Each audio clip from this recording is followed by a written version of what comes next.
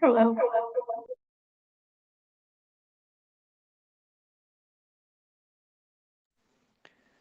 I hear you tomorrow, but you got an echo.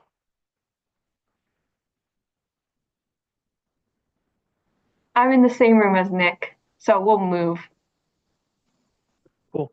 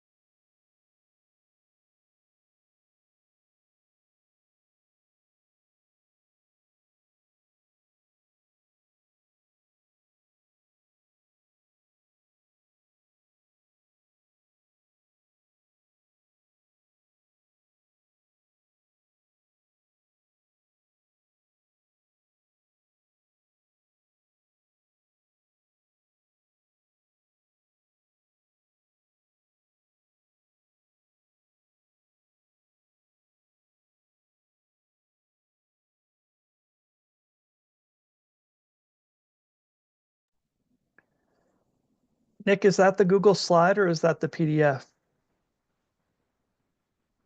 That's the Google slide. Okay. It looks fine to me, except the bottom is kind of cutting off.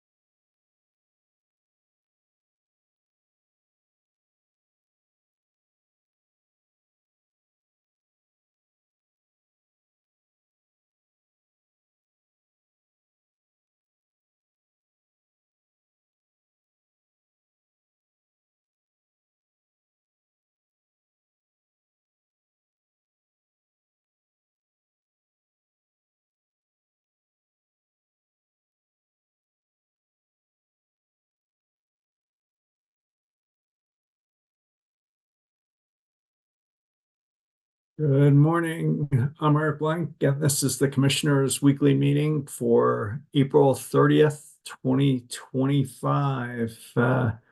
Commissioner Gilman, any preliminary remarks? Are you ready to approve the consent agenda as presented? Morning, nothing to start, and I would approve the consent agenda. Commissioner Plant? I would vote to approve the consent agenda as well. As would I. And today I think we're going to start with energy water item number 3, proceeding number 24I-0394E, Mr. Haglund and Mr. Bongiardini, Dina, and we're going to take up this item 4, staff investigation in the Public Service Company of Colorado customer service and billing complaints as part of that package. So with that, Mr. Haglund. Good morning, Mr. Chair, Commissioners. I'm Eric Haglund of your Fixed Utilities section. Give me a moment while we get the presentation going. Great. So I'll be joined this morning by Nick Bongiardina and Tamar Moss. Dr. Bongiardina is a member of Fixed Utilities on the engineering team, and Ms. Moss is a Department of Energy fellow who we've been lucky enough to have for the last year and a half or so, who is works within the research and emerging issues team, but has given a lot of her time to this investigation as well.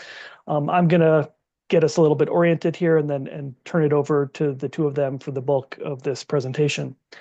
So this is a presentation into the recent outages on Public Service Company of Colorado's system. For the benefit of the listening public, we're going to refer to Public Service Company of Colorado, or PSCO, during this presentation. A lot of folks will be more familiar with this company as Xcel Energy, but it is the same company. And what we're presenting today is a short version of a much longer analysis that we've conducted. The full-length version of this presentation will be filed into this proceeding sometime later today. This presentation specifically will address staff's analysis of the outages themselves. I'd like to mention that there's the other presentation that you referred to setting this up, Mr. Chair, will be given by Ms. O'Neill later this morning, and that is specifically about staff's investigation into customer service and billing complaints. But this presentation that we're presenting first is focused on our analysis of the outages themselves. So with that, I'm going to get us a little organized and turn it over to Dr. Bongiardina and Ms. Moss. So just to give a quick roadmap of the presentation here, we're going to talk about how this investigation came about, discuss a little bit the analytical approach we took to this. This presentation requires a little bit of an understanding of Public Services electric distribution system, so we're going to give some background on that. We provide an analysis of historical outage trends and compare those to the events in 2024 that sort of precipitated this investigation. We're going to look specifically at the impacts of major events on outages, and the definition of major events is an important part of this that will be explained later on. We're going to look at specific causation of the different outages and what the data tell us about that. And then the last substantive section is looking a little bit more closely at a local analysis of a group of feeders that were identified as being especially problematic in 2024, and one more in-depth look at a sort of single feeder case study. And then we'll conclude with some general recommendations that follow from this analysis. Next slide, please. So for just a bit of background, the Commission initiated this investigation last September. The Consumer Affairs Office, the internal Consumer Affairs Office at the Commission, had received a number of calls and complaints regarding a series of outages on Public Services system in mid-2024. One of the comments that the Commission really emphasized in the order opening this docket came from a Denver City Councilwoman that she filed on behalf of 178 businesses and residents in Denver on a particular section of South Broadway, and detailed their experience with outages and the problems it caused, especially for those affected businesses. The preliminary analysis from Consumer Affairs indicated that this was not just a localized problem, that they were receiving word from multiple parts of the state that indicated this was more widespread than a specific localized concern. And that was reinforced by media coverage of these outages, which were not just focused on the Denver metro area, but media outlets across the state were had sort of had this brought to their attention and were publishing stories about it.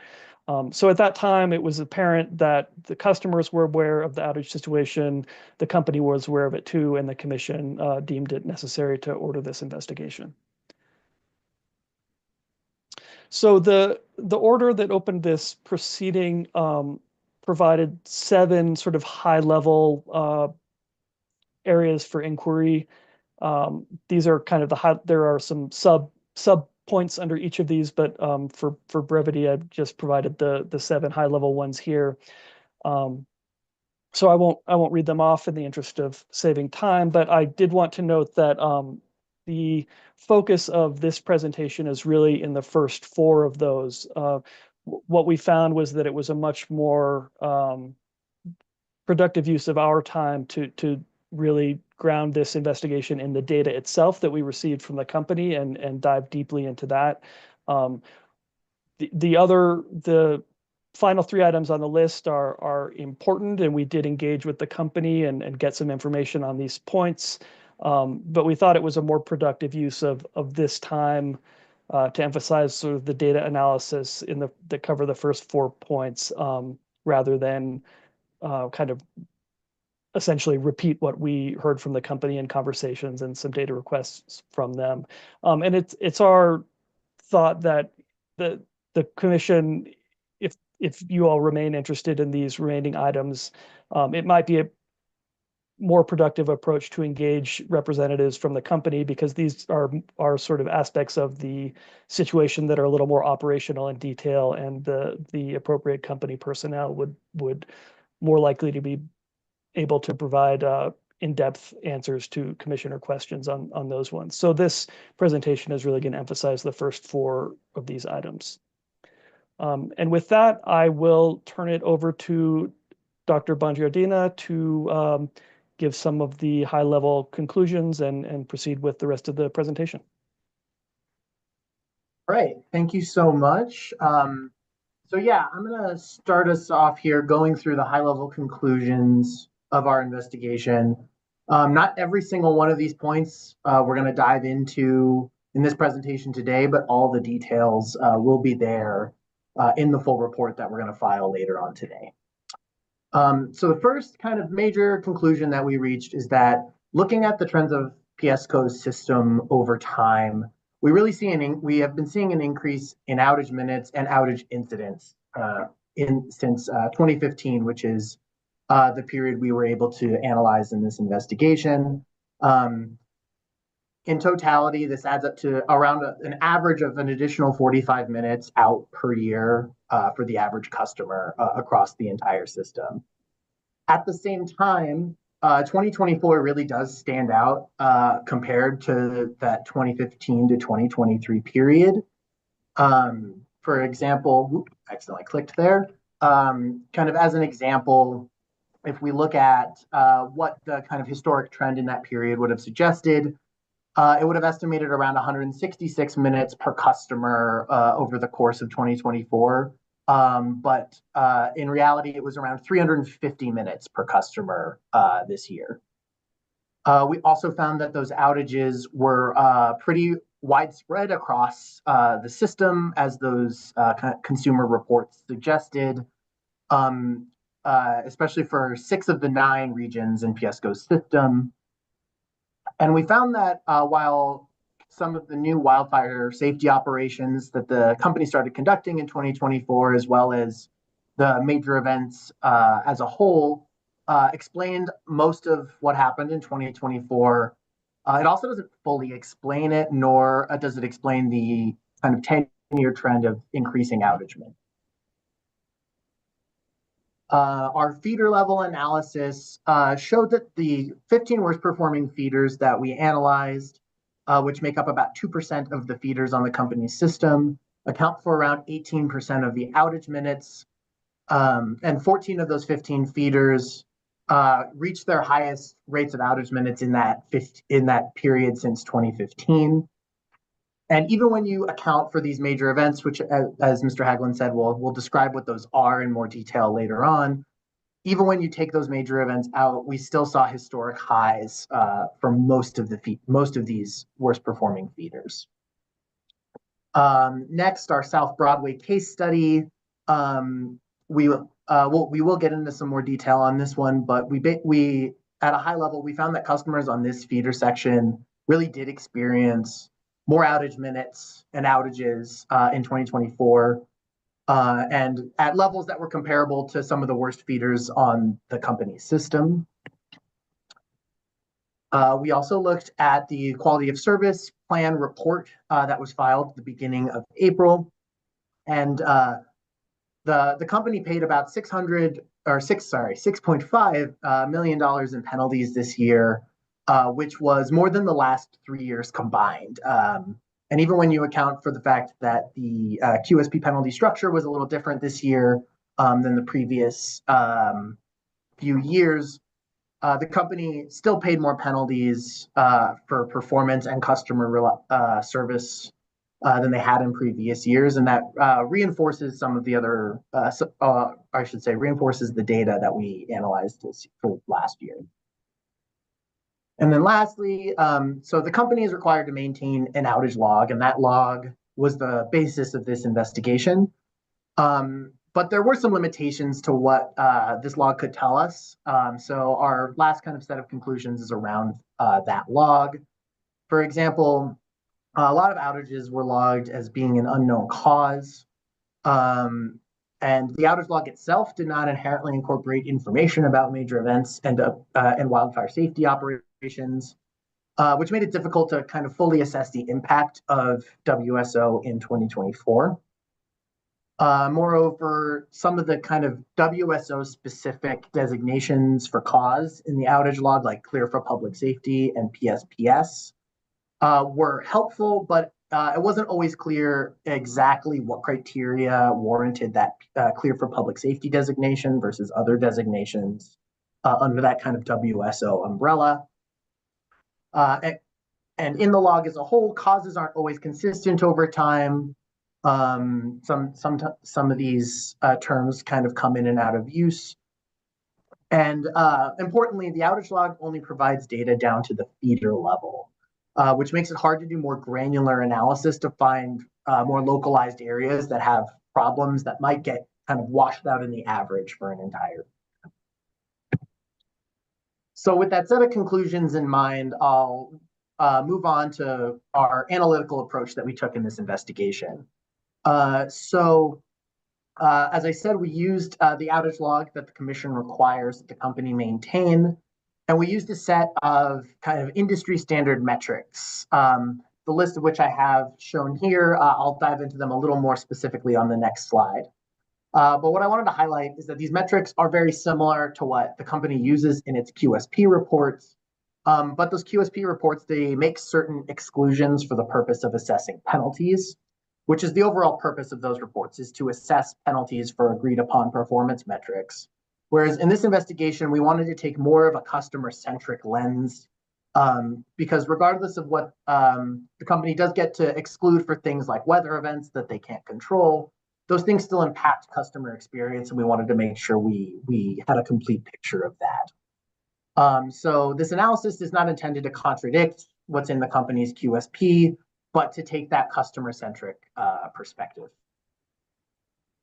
So looking at the specific metrics that we used in this investigation, the metric you're going to see the most here today is the average outage minutes per customer, which is also referred to as SAIDI in quality of service reporting.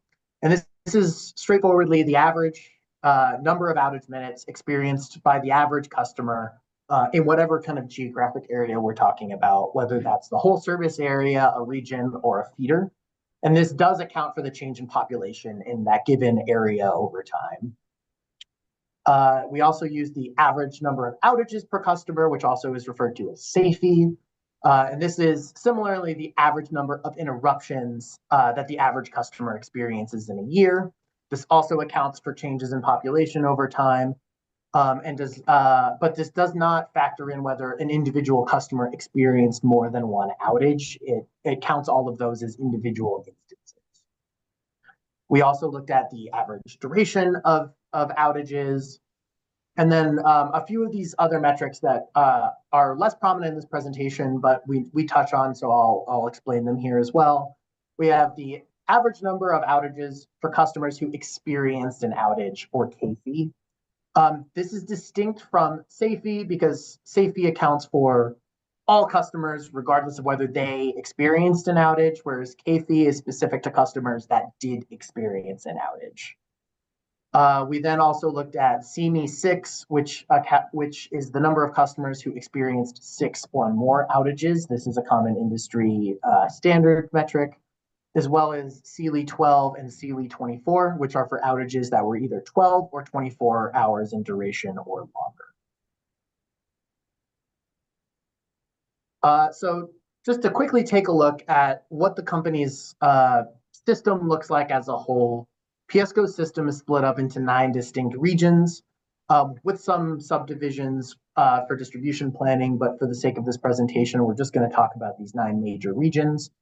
And those regions are Boulder, Denver Metro, the Front Range, which is different from how we all colloquially refer to the Front Range. This is a specific area in the foothills, evergreen kind of area. And then we have the High Plains, Home Light and Power, which is Greeley, Mountain, Northern, the San Luis Valley, and the Western regions. So diving into the data here now. So looking at the whole system picture, this graph here shows the average outage minutes per customer for the whole system from 2015 through 2024 in that solid line, and the dashed line is the trend line for that period, for the 2015 to 2023 period. And the thing that kind of immediately jumps out here are 2 things. The first is that the average outage minutes have been increasing over time during this time period. But even within that existing trend, 2024 really stands out with customers experiencing somewhere around twice as many outage minutes on average over the course of 2024. And this was kind of that first point that for us really validated what customers were saying about what they experienced in 2024. I won't go into this a little more detail on this here, but the full report will show that this was driven both by the number of outages that occurred and by the duration of those outages. It wasn't just that there were a lot more outages or that outages were a lot longer. It was a combination of both of those factors. So thinking about how these outages were distributed around customers, we also wanted to take a look at these kind of severity of impact metrics. So thinking about CME6 and CLE12 to start with, which are our 2 plots at the top there, which are again the average number or the number of customers that experienced 6 or more outages and the number of customers that experienced outages that were 12 hours or longer.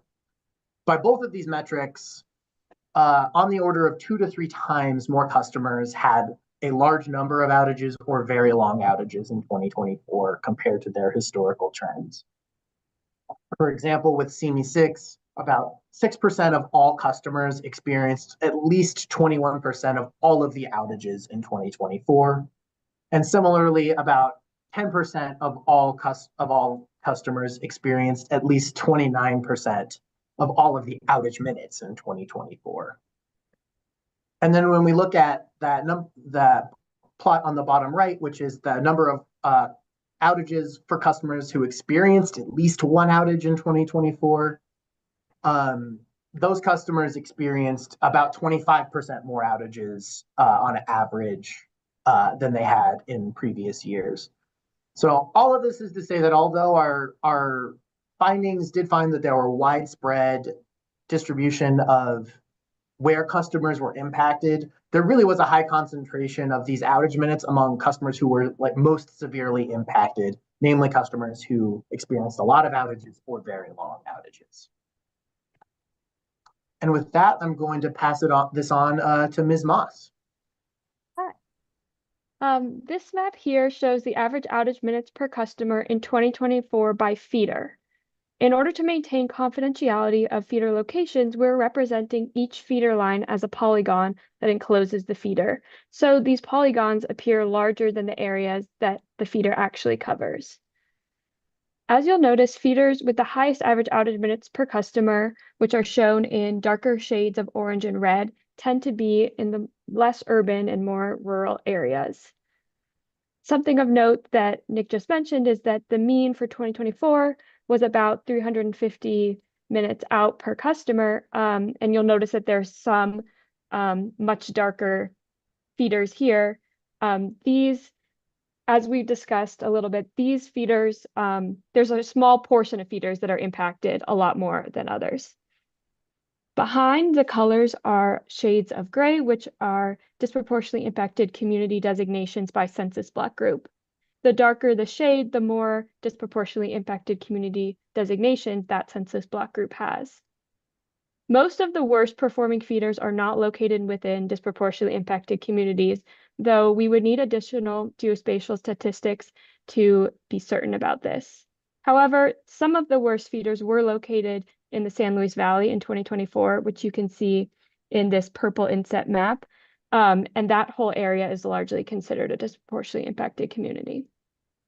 Next slide, please. So, as Nick discussed, major event days are a designation, an IEEE designation used to describe conditions that may cause grid issues such as heavy snow or severe wind. For example, the wind events that occurred on the day of the Marshall Fire in December 2021 and the winds that occurred last April were both considered major events. While major events are not outage causes themselves, they do indicate information about the conditions when an outage occurred. This figure shows the total average outage minutes per customer in 2024, broken out by total minutes and minutes associated just with major events and with all other outages. As you can see, the April windstorm major event is incredibly apparent. And aside from that April incident, most outage minutes per customer in 2024 were not associated with major events. Next slide, please. These figures show the outage minutes per customer broken out by major and non-major event. On the left, the dashed lines represent the trends for 2015 through 2023. As you can see, there's been an upward trend in outage minutes for both major and non-major events over time, and 2024 was significantly above the trend line for both.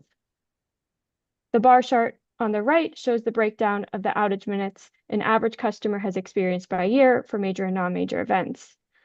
In most years, the majority of outage minutes are typically not associated with a major event, but this was not the case in 2019 or in 2024. A large driver, you can go to the next slide. Thanks. A large driver of the increase in the 2024 major event outage minutes was due to the PSPS, or Public Safety Power Shutoff event on April 6th of last year. This was the first and only PSPS event where the company intentionally shut off power to many customers in the Boulder, Front Range, and Northern regions.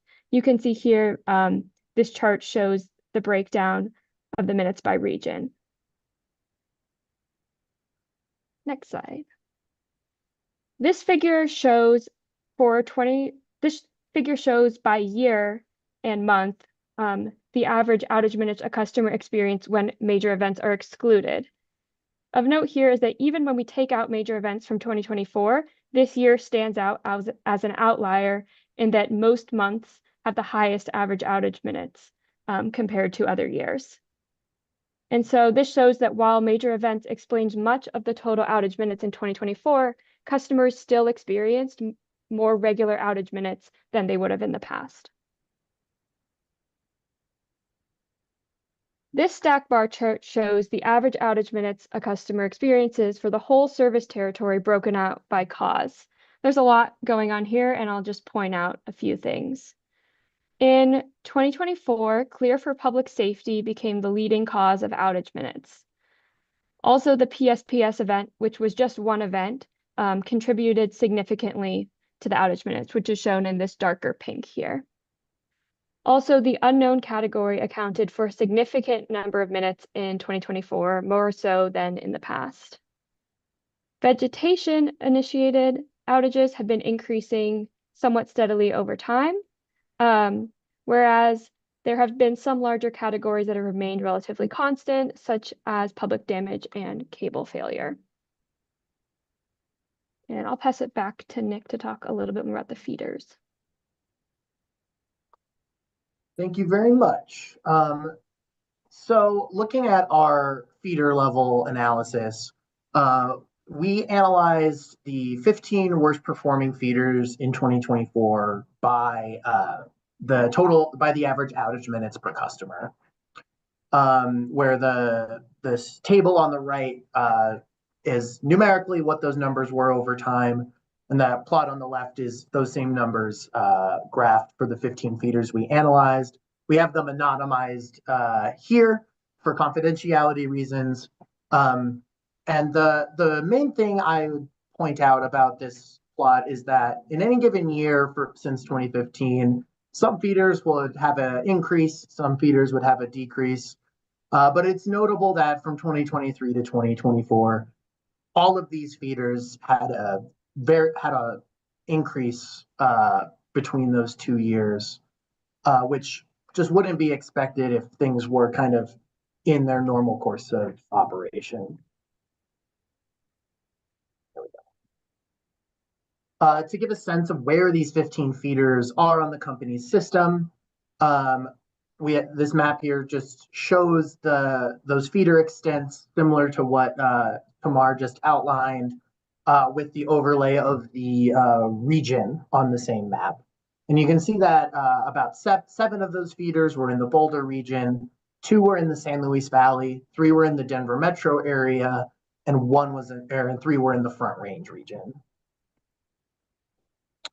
And then here, just to give a sense of these 15 feeders' share of the total outage minutes in 2024, this is a histogram of those average outage minutes for every feeder on the company's system in order from the highest to lowest. And you can see that there is a pretty strong concentration of the outage minutes in these 15 feeders. Although, as I said before, there's still a fairly widespread distribution of the outage minutes across the company's system, with these 15 feeders making up about 18% of those outage minutes. So we pulled a couple of these 15 feeders as examples to give everyone some idea of what some of the driving factors are for the outages on these feeders. Not all feeders are created equal from an engineering standpoint. They're designed, they have different considerations, different regions have different considerations, but we pulled a couple of examples that are hopefully that we hope to be representative of what we saw across the system. So for this particular feeder, we have that dark, thick green line is the average outage minutes per customer from 2015 to 2024. The dashed line is those average outage minutes when we exclude the major events, as Tamar just discussed in her section.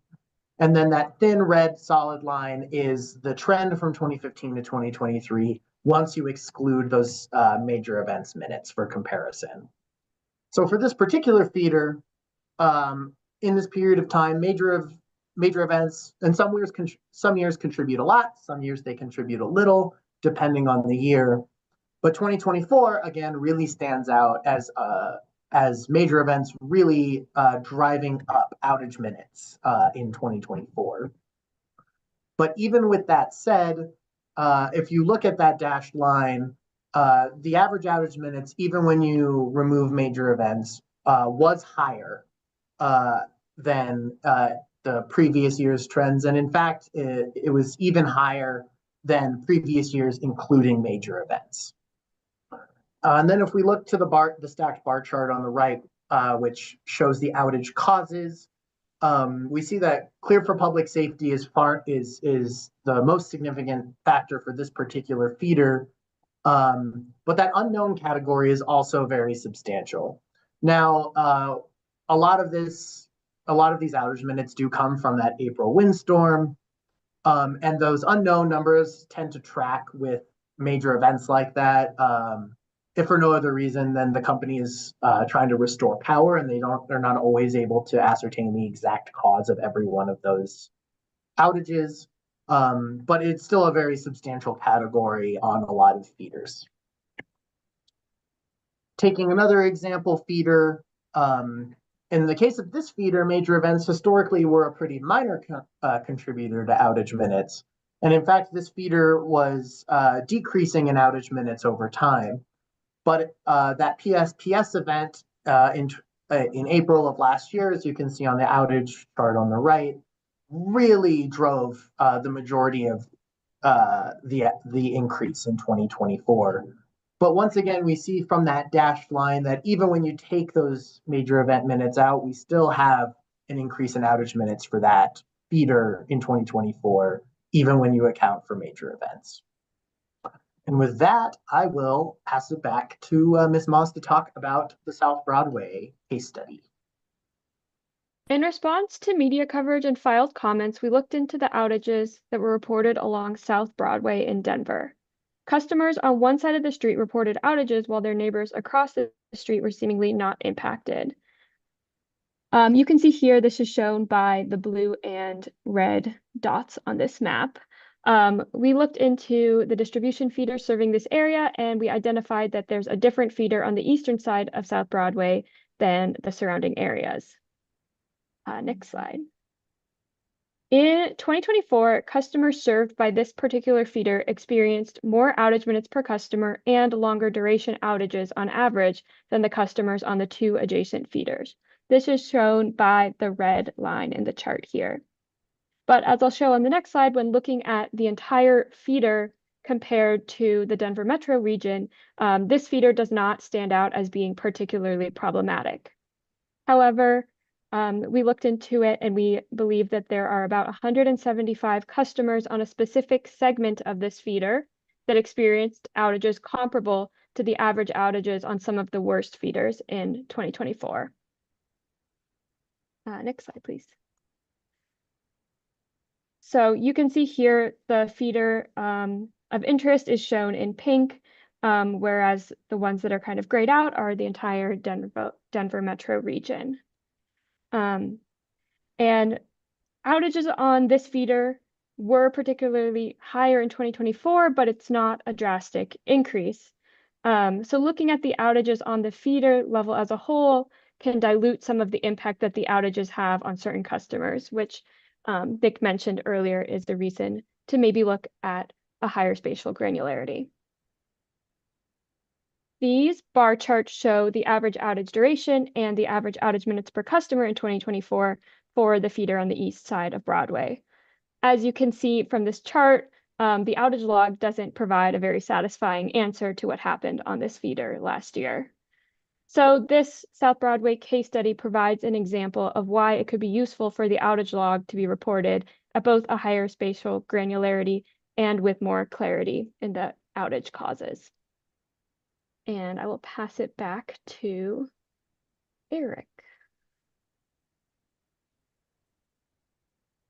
Thank you. So I'm going to wrap us up here. We did arrive at a few recommendations based on this analysis, and we believe there are opportunities for the commission to take action on these items in potential future proceedings or rulemakings and possibly ongoing proceedings. So the first set of recommendations really involves what we think is necessary to improve the information in the outage log. So you'll see a series of specific metrics we've identified here.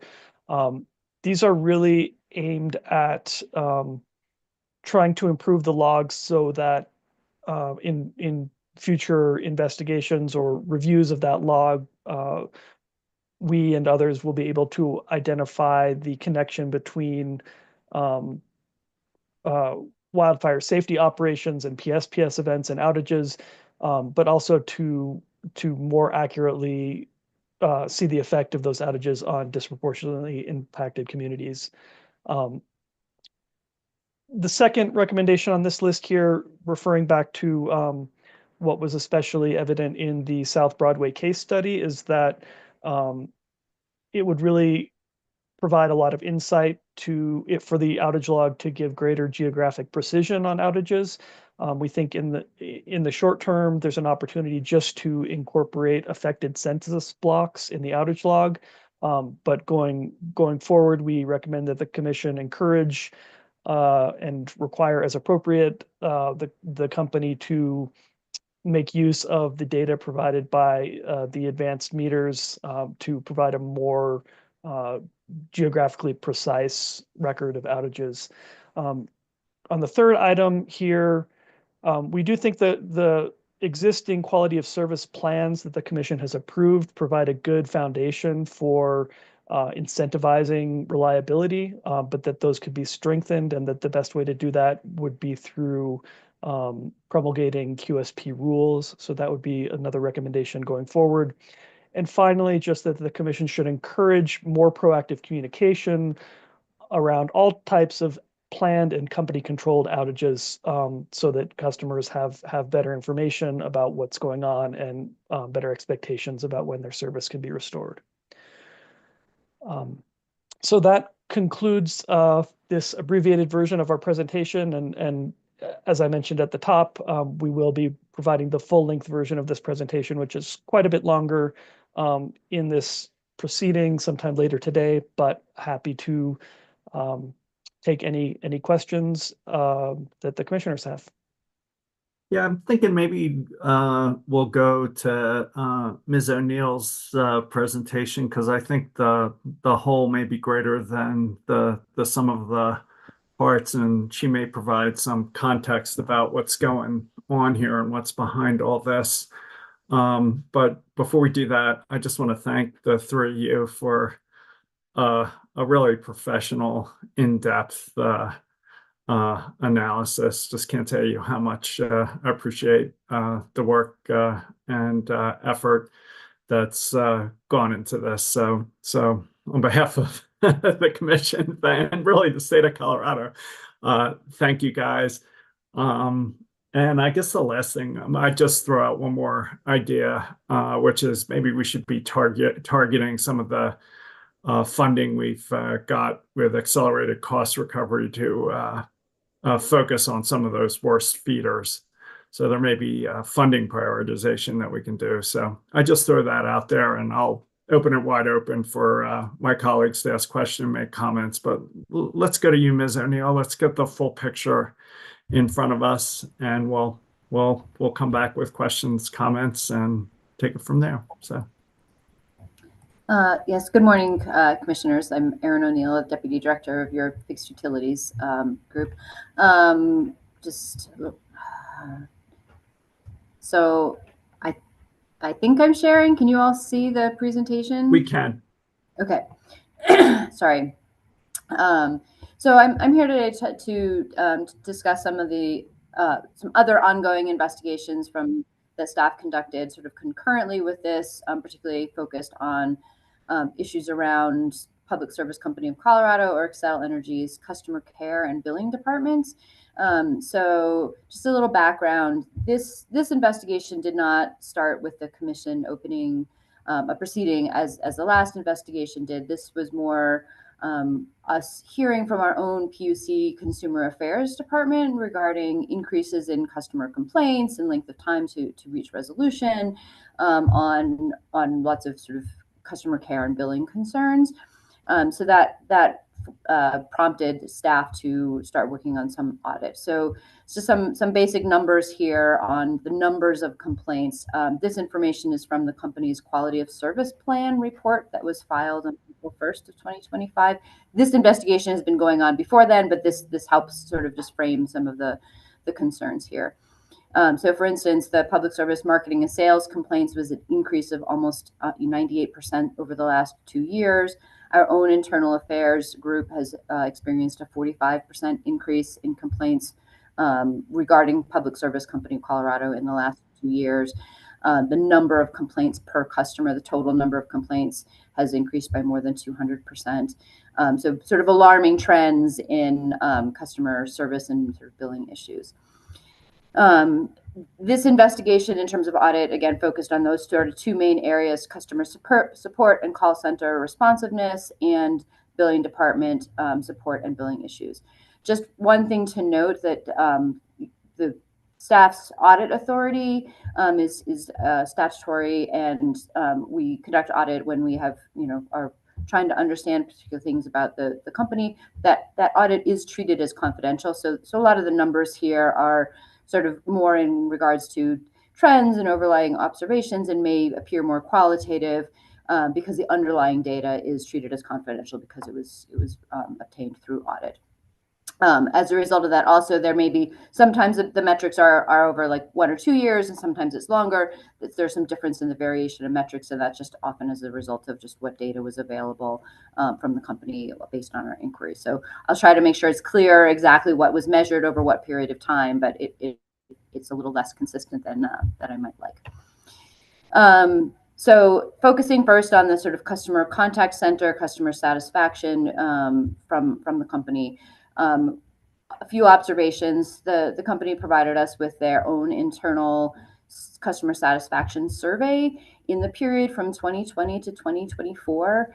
In every category, and there's about 8 different categories that they survey customers for, both residential and commercial classes, for agent responded calls and interactive voice response. In every year, the numbers declined in every single category. It was very marked trend. Again, every category, every customer class. Overall, sort of average reduction of about 17% in overall satisfaction with the company's customer service over this 2020 to 2024 period. But the thing again that struck us was, again, every single category, every year, a decline in satisfaction from public service customers. Again, this is referencing the results from the company's most recent quality of service plan report. It shows one of the standard metrics that the company's quality of service is measured on is that customer call response time. The earlier presentation also talked about this QSP, and there's sort of reliability metrics in there as well, but this one is a very customer-focused metric on how quickly the company responds to customer calls. The standard is a 45-second response, and in the last 2 years, 2022, 2023, the company was able to meet that metric. 70% of their calls were responded to within that 45 seconds. Last year in 2024, it was 45% of customers, so a drastic reduction in the number of calls that are being responded to in a reasonable period of time. Overall, the average time it took the company to respond was 452 seconds. Again, metric is 45. On average, in 2024, it took them 452 seconds to respond to customers' calls. That's an almost tenfold increase in the average response time from 2024 versus kind of the previous 10-year period. So again, a marked reduction in the quality of service that's being provided to customers. And those results don't reflect the impact of customers that are auto disconnected. And I'll talk about that a little bit next. As a result of those sort of very long periods of time for the company to respond to customers' calls, in 2024, there were over 200,000 calls that were just terminated by the customers themselves, that they sort of dropped the call. They weren't able to wait to get a response from the company. And then in addition to that, there was over 100,000 calls that were auto disconnected. And what I mean by that is that a customer would call in and be asked if their concern was an emergency, And if it was not, the call was terminated, was auto terminated by the company. So sort of a non-responsive answer. There was no option to leave a callback number or a message or anything. They're just received a message that if the call was not an emergency, they couldn't be handled, and the call was dropped. So this is kind of out of a base of a little over 1 million calls a year. So between 200,000 calls that customers themselves are terminating and another 100,000 calls that the company is auto disconnecting, there's a significant fraction of customer calls that are just not being responded to at all. And again, that's a huge increase from previous years. The company only started tracking the auto disconnections in 2024, so it's a little hard to get the trend, but the latter half of 2023, when they started to track that information, was much lower levels of auto disconnects than in 2024. I don't have a full year of data, so I can't give you a complete comparison, but a marked increase in 2024. As a result of some of these concerns, staff inquired about the staffing levels at the customer care department for public service, and there'd also been a number of meter reports, news articles about Xcel having layoffs and voluntary employee buyouts in late 2023, including specifically identifying the customer care department as one of the departments that had experienced layoffs and voluntary departures. Overall, staffing levels declined by about 20% from 2022 to 2024. And the budget for the customer contact center in 2024 was about 5% below the budget in 2020. So over a 4-year period, the budget declined. Over that same period of time, public services electricity rates have increased by over 30%. So sort of marked difference in attention and where the sort of dollars are being funneled from the company.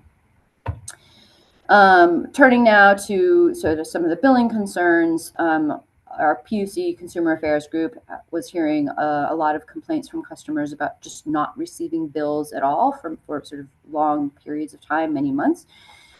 Company data suggests that there's almost 60% increase in the number of customers that don't receive bills, that didn't receive bills at all. And that's sort of between 2024 and 2023. And that's also indicative of a longer trend. If you compare 2024 versus 2020, it's a 240% increase in the number of customers that are just not being billed on a monthly basis. The time to resolve these sort of non-billing issues has remained about the same. It takes the company about 3 months to find some resolution to that. But the cumulative impact of that in terms of the customer's bill over that period of time has increased 8 times. So the average bill that customers are getting at the end when sort of this non-billing event is resolved is over $3,000. So staff notes this just as a very difficult experience for customers, right? That they're not being billed, they're not sure why, they might call in, they might not be connected. It can take months to get this resolved, and then at the end they have a utility bill of over $3,000. It's just a really difficult situation for customers. That's also raised concerns about customers not being able to verify the accuracy of the bill when they haven't gotten a bill for months and then get a bill of thousands of dollars, just not understanding or knowing exactly that their bill has been calculated correctly. Billing corrections. So again, I think this is sort of consistent with what we talked about earlier. The number of complaints about bills has increased by about 40% in the last 2 years. The time to resolve all billing complaints has increased 4-fold. So this is, I know I just said it hadn't increased, but that was sort of specific to the people just not getting billed. The total, like for all billing complaints of all different kinds, the length of time to resolve those billing complaints has increased substantially in 2024 versus the period from 2020 to 2023. I think that the company has explained that they believe that this has been exacerbated by the large number of meter replacements that's been happening over the last years as the company has been rolling out the AMI meters.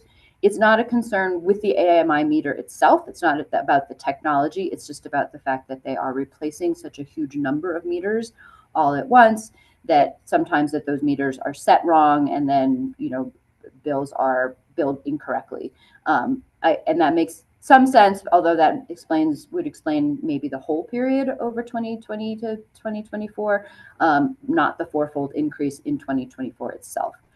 So staff continues to work with the company to try to better understand these billing trends and the level of errors and what's sort of driving this.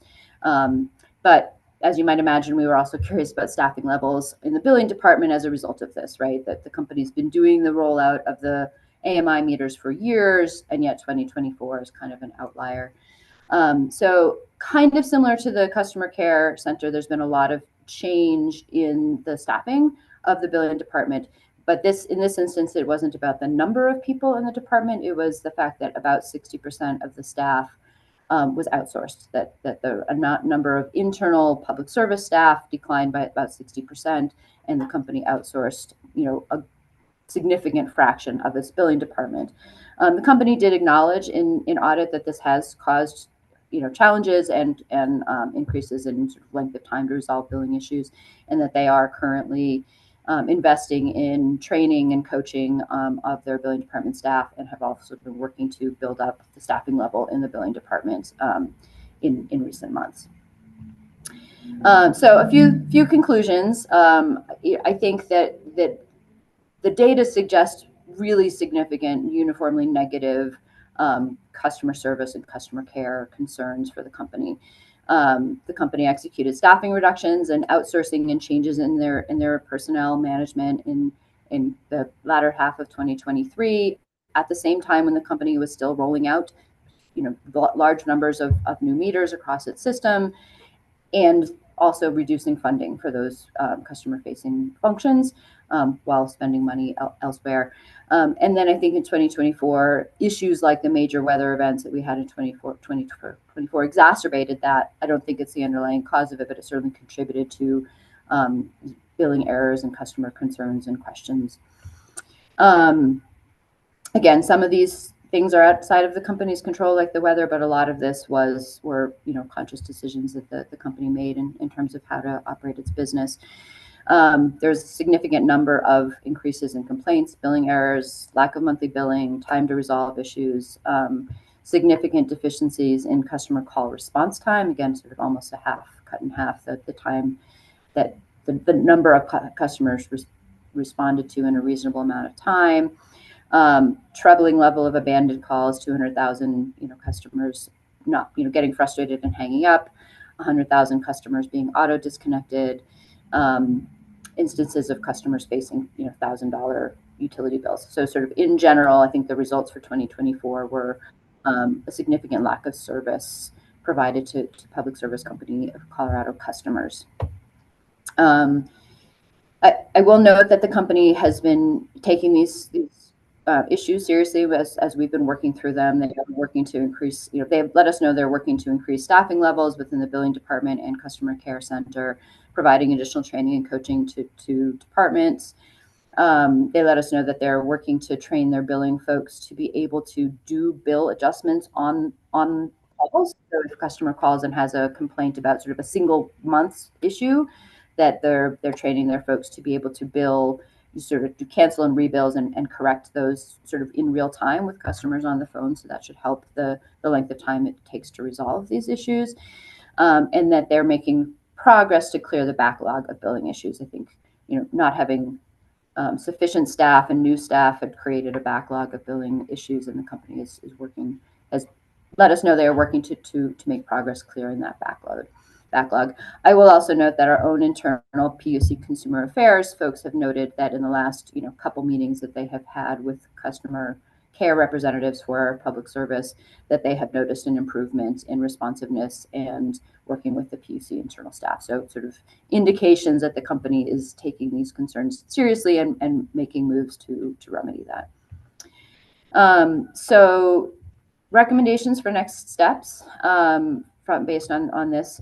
It's going to mirror in many ways that what you heard from the folks presenting the outage investigation. Staff recommends that the commission consider additional reporting and or potentially a rulemaking to do things like evaluate whether auto disconnection of customers should be allowed, or at the very least, whether customers should have the ability to leave a message or a callback number when calling their public utility. Potentially additional tracking reporting on auto disconnections, abandoned calls, staffing levels, billing errors.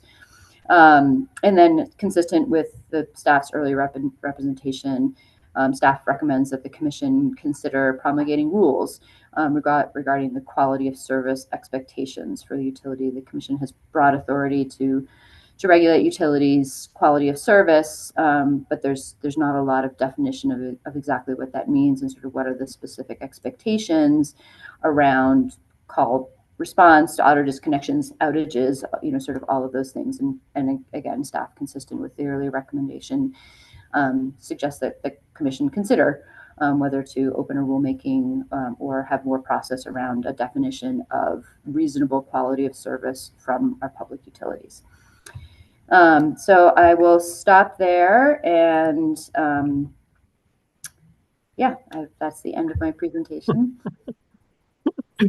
I'd just say we're seeing these presentations for the first time, and I'm struggling to figure out what to say. But I mean, it sounds like the simple story is there's financial and profit incentives for this company to reduce O&M and staffing levels, and that's what they did.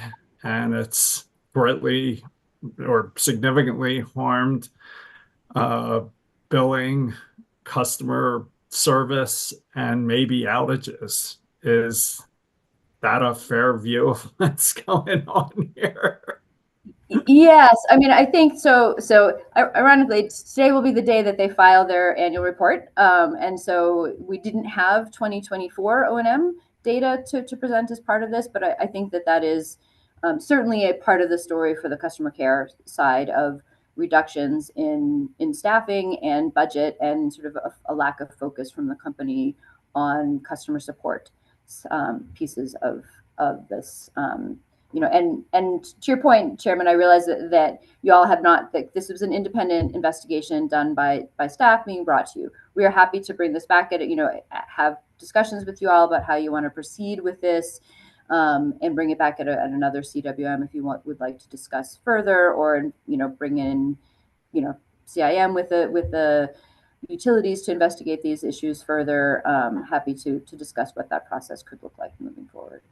Yeah, I mean, we'll have to do this, but I mean, this is a regulated monopoly operating in a legally defined service territory where competition is prohibited. And in return for that privilege of operating as a monopoly, they shouldn't be driving profit increase at the expense of customers. Aren't they obligated to act in the public interest and answer the phone and bill customers and avoid and respond to outages? I mean, yes, and I would say that the QSP plans have been the place where staff has tried and the commission have tried to sort of define what that looks like, and highlight some focus for the companies on a definition of what that service expectation looks like.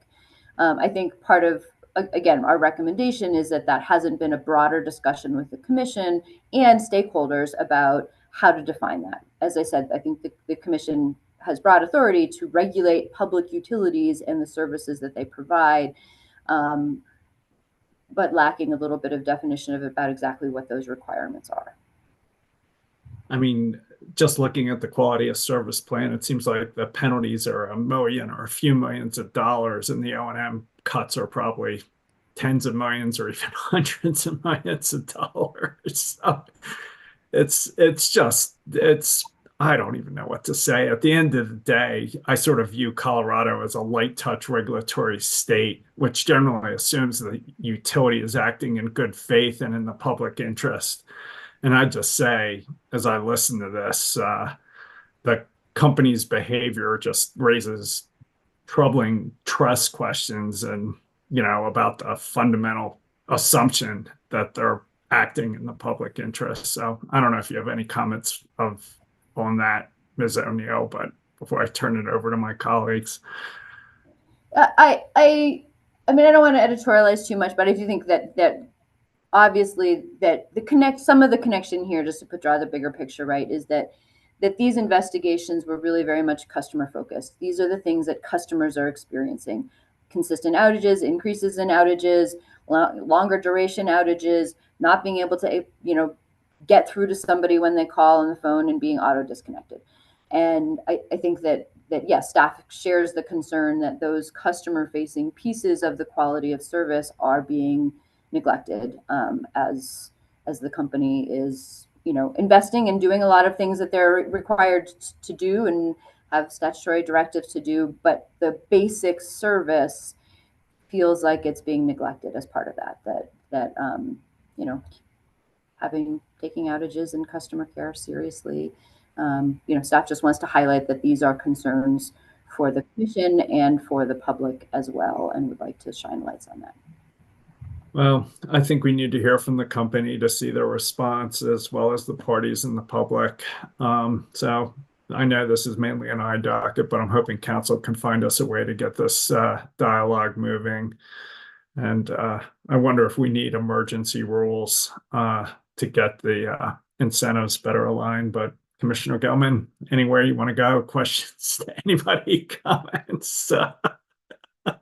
I have a few questions, including for the outage team, just as a warning to them.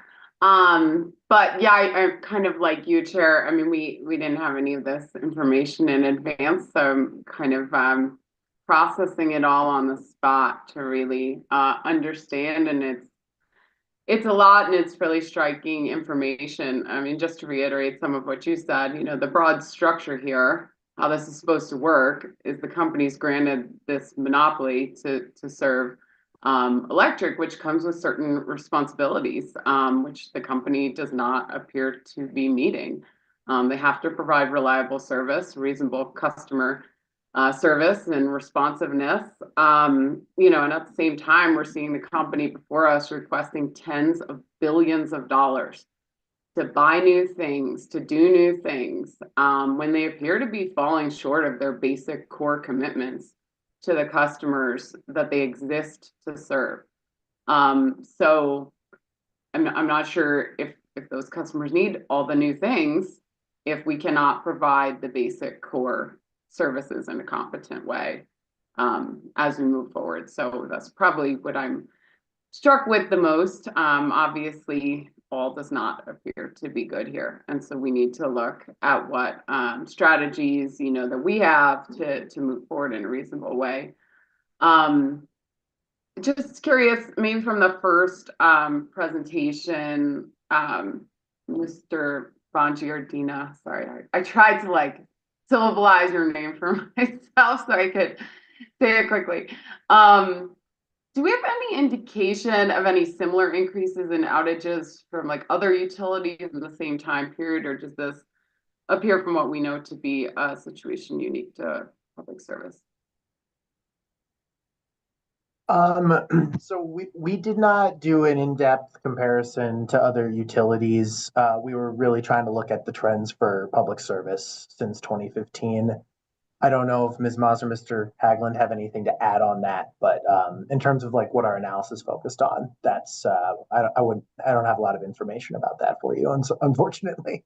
Even just, I know we were tipped off to this by a significant uptick in customer complaints. So just curious if we're even hearing anything on the customer side of things that might indicate this is a more widespread problem, or this appears to be public service central. Yeah, Commissioner Gilman, I'll jump in. I think that might be helpful to follow up with our customer affairs team on that, who might have more specific information about the calls they got and the utilities served by those who called in. In terms of the data analysis that Nick and Tamar provided, I guess we really only have access to that type of data for the one other regulated electric utility in the state. So we don't have a lot to benchmark this against in terms of other utilities in other states. Okay, understood. Yeah, it would be helpful. And I feel like, especially as we look at what to do next, that context of, is this really a specific problem with a specific utility or something more widespread, would be helpful context as we kind of grapple with what the best solution set looks like. Ms. Sonia?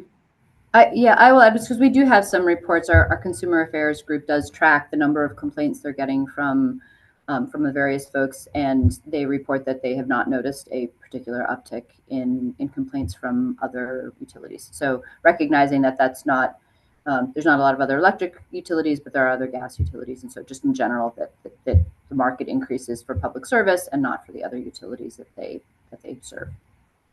Okay, understood. Going back to some of your charts, what does clear for public safety mean? Do you understand? Like it seemed as though it looked like a different thing from PSPS. Originally, I was thinking, oh, that's PSPS, but it didn't look like it is. So what do we think that includes?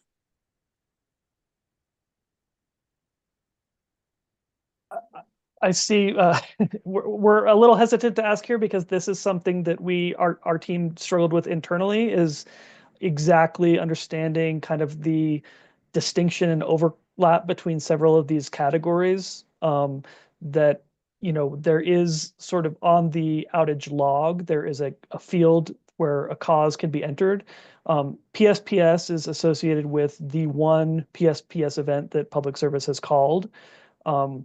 We understand clear for public safety to be associated with wildfire safety operations, but it's not entirely clear whether it's limited to that situation or if it encompasses other non-wildfire safety operations also. Okay, thank you. And then just regarding the large and growing unknown category of outages, I'm just curious if you got into it all, like what process the company appears to run to try to identify and mitigate that category. I would assume that is something that is of their interest to investigate, identify, and come up with solutions to a very large and growing category. So just curious if you have any indication if that's something they're focused on. So that's not something that I can answer. I don't know if Nick and Tamar, if you have anything additional to say on that one, but I don't have any additional information on that. I would say that we share your sentiments about that and had asked, and I don't think we have much to report back on that. The one thing I would add is that when we did ask, they point to that when there's like large PSPS events or clear for public safety and increases in the log, oftentimes unknown can track with that when there's widespread outages. Sometimes it's hard to track down every single cause in those instances, but that doesn't fully explain the increase in that in our minds. Okay. And it sounds like we might be under guessing at the impact of PSPS if there's this whole kind of subset of another category that might be a fallout of that as well. Just curious, just given kind of the timeline we are with implementation of advanced metering infrastructure in Excel, I was just wondering if that caused any issue in comparing data from kind of older years to now, or if there was enough comparative since, I mean, my presumption is the AMI should be more accurate at tracking more of the minutes, more accurately, like for actual customer outages. So I was just curious if that caused any like issue in data comparison.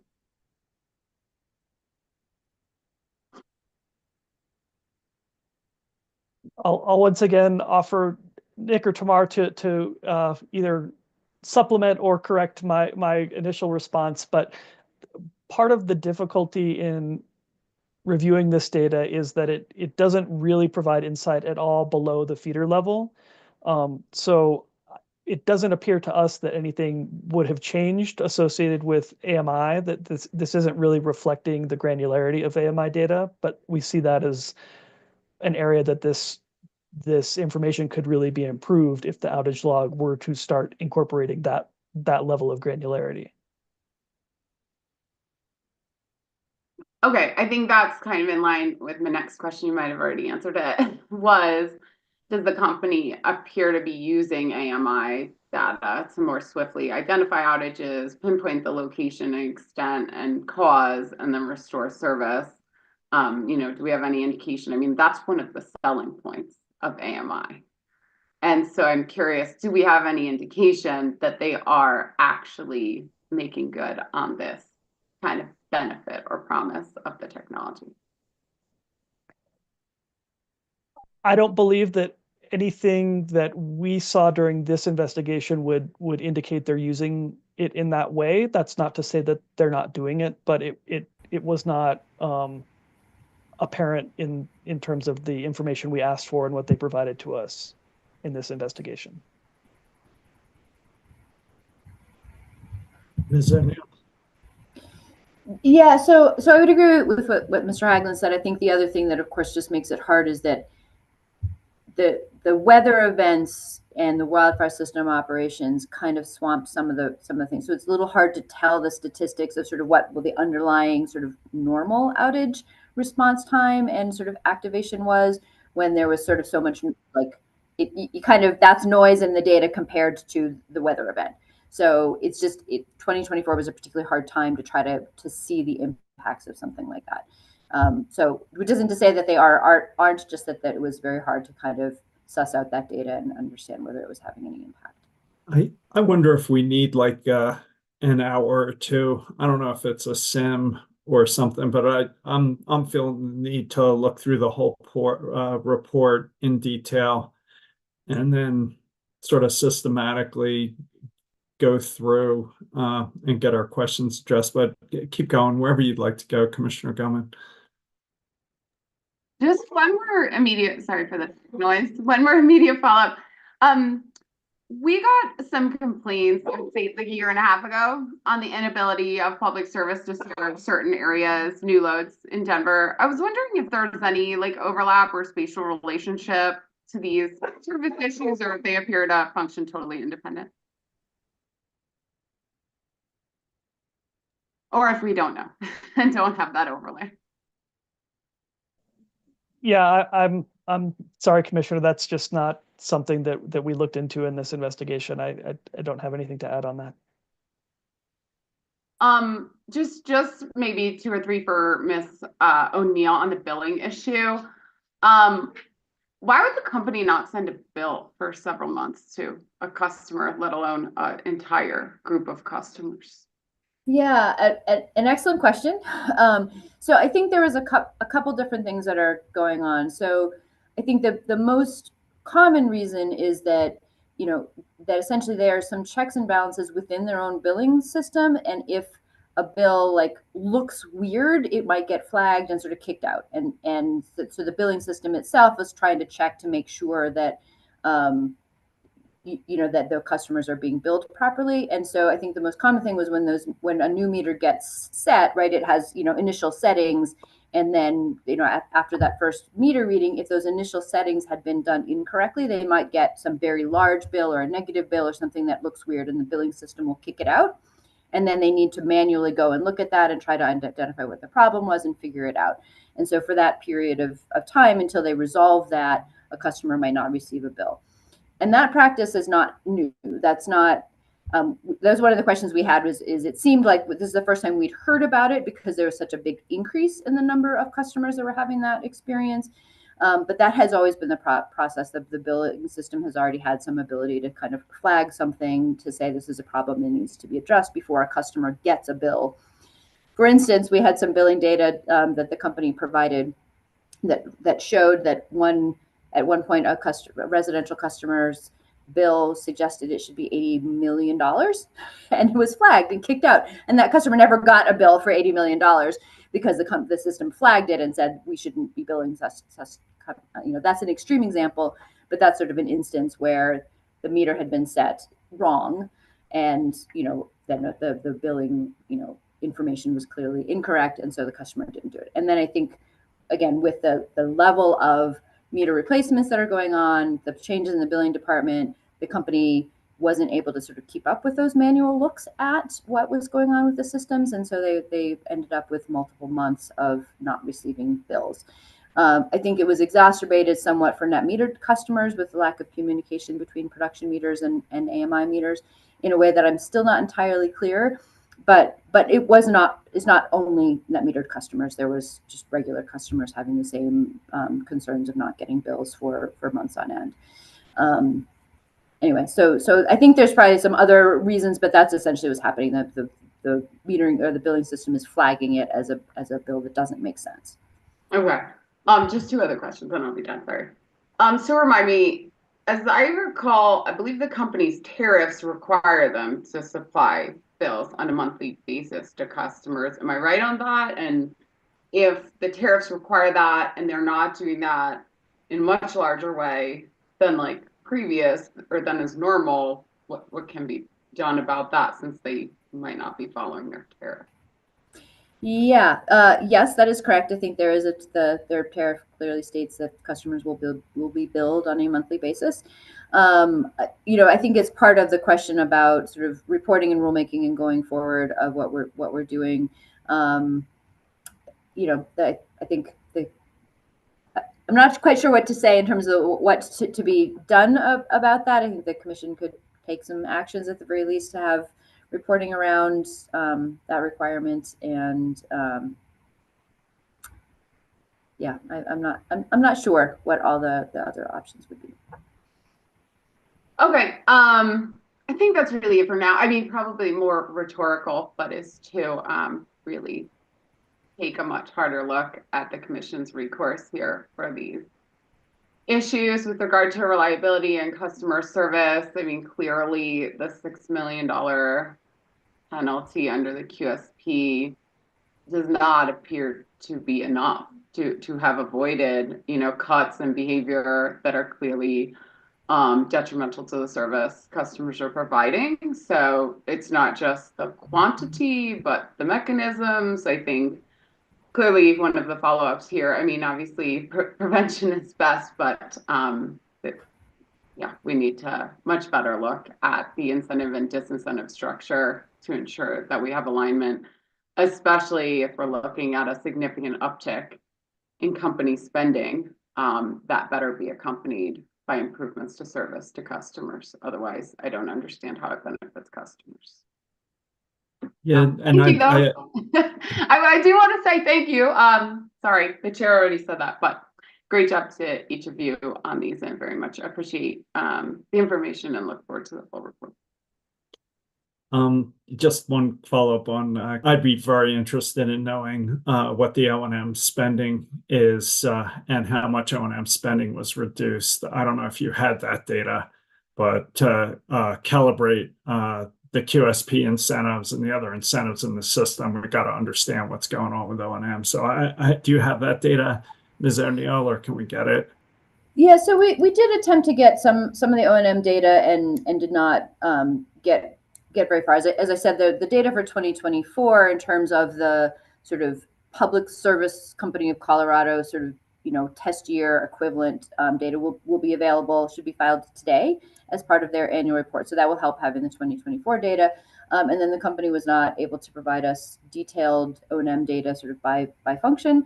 I'm not sure if they don't have that or track it, but that may be something that we continue to investigate and poke at sort of trends in O&M and where those dollars are being spent. We can help. Let us know. And one more general comment, which is the presentations today, as well as the report, will be available on the PUC proceedings page. And there'll be a separate section for customer service and outages, and that'll be available today. Commissioner Plant, anywhere you'd like to go, sir. Thank you. And first of all, yeah, thanks to everybody working on this report. I know that you've been gathering information for quite some time and trying to distill it into some sort of format that we can actually, turn into actionable, steps that we can take and that the company can take. And so I really appreciate you distilling through all of this.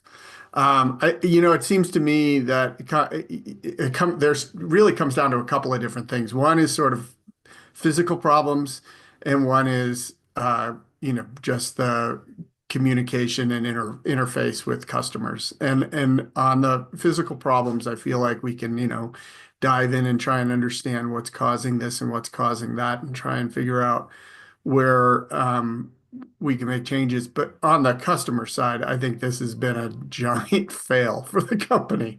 And I think that Mr. Chairman, you brought up the idea of maybe tying some sort of level of recovery to customer satisfaction. And I think that that's something that's a performance metric that I think is worthwhile considering. I know that they did that in the Rio system over in the UK. And at the end of the day, you don't want your customers to be dissatisfied with the service that you're providing, particularly when you're a monopoly utility, as you pointed out, Mr. Chairman. So I think that aspect of it is something that we should definitely specifically look at.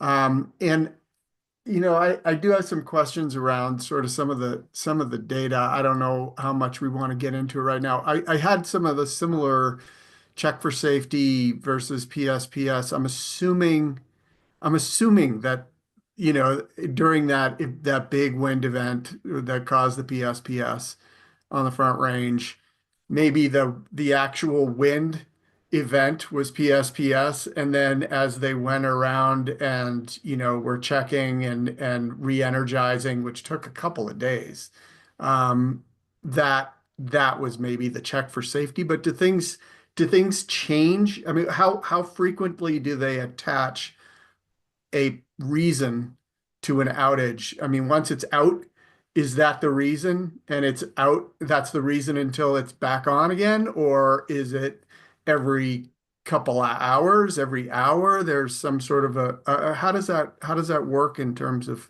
how they're logging those reasons for outages? Yeah, so broadly, the way the outage log works is it will have a line for a given outage with a primary event ID, and there will be a start and an end time and a cause associated with that. There's some other information in there, but as far as we can tell, once an outage starts, the cause is fixed in the log until they restore service. So we don't think that, for example, during the wind event, it's PSPS, and then at the point where that wind event is over, it becomes check for safety. As far as we can tell with the information we have, I think that's correct. It's just a singular cause is what's logged. I don't know if Tamar, you have anything to add on that, but I think that's our understanding of how the log works. Another question that I had was when you took out, I mean, obviously April was a huge spike, and that was the PSPS event, which makes me think that a lot of this maybe was driven by that event. But when you took that out, it looked like the other big point of increase was between July and August, in that period. Does that point to issues as it relates to capacity? Do we know if those were sort of physical capacity issues of the feeders or I mean, I know that there's a big section that's unknown, so we don't know, but would that point to maybe that being part of the reason?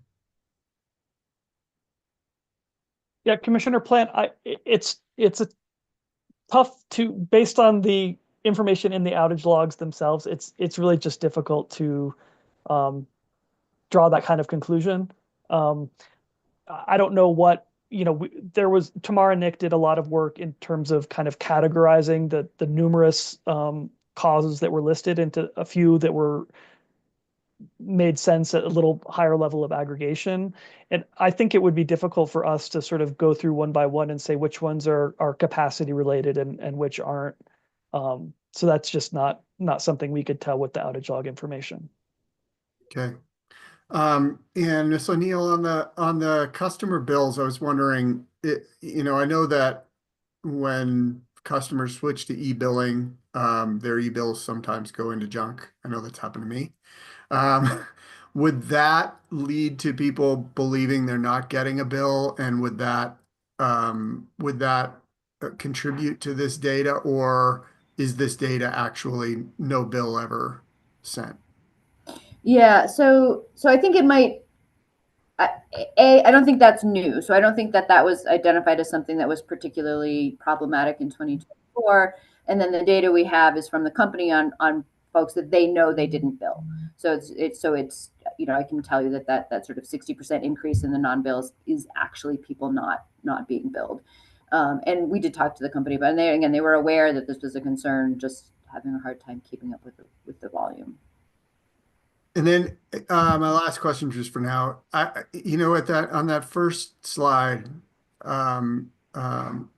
you had there was a 5 minute and 45 minute thing, and then there was 166 and 350 for 2024. What does the 5 and the 45 have to do with anything? I don't know. I could not figure out how that worked into any of the data at all. Sorry, which First slide, I think Mr. Bongardini knows which one I'm talking about. Thanks, Commissioner. Yeah, so that 5 minutes was the essentially the slope of the trend line from 2015 to 2023. On average, it's an increase of 5 minutes per year, and in aggregate, that's Okay. about 45 minutes more per year. The average customer is experiencing outages based on that trend.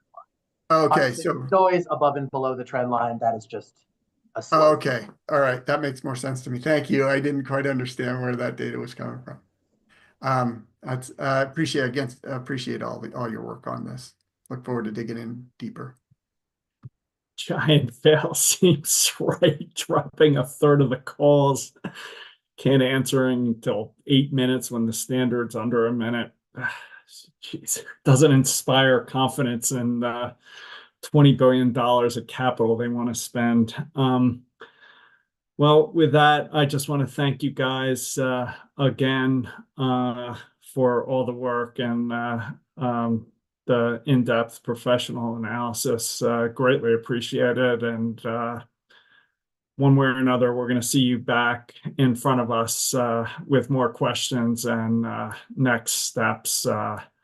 It just sounds like we got a real problem on our hands. So Ms. O'Neill, final thoughts?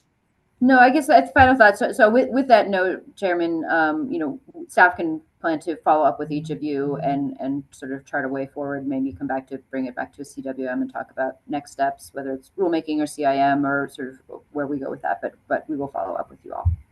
No, I appreciate it. I prefer you say emergency rulemaking.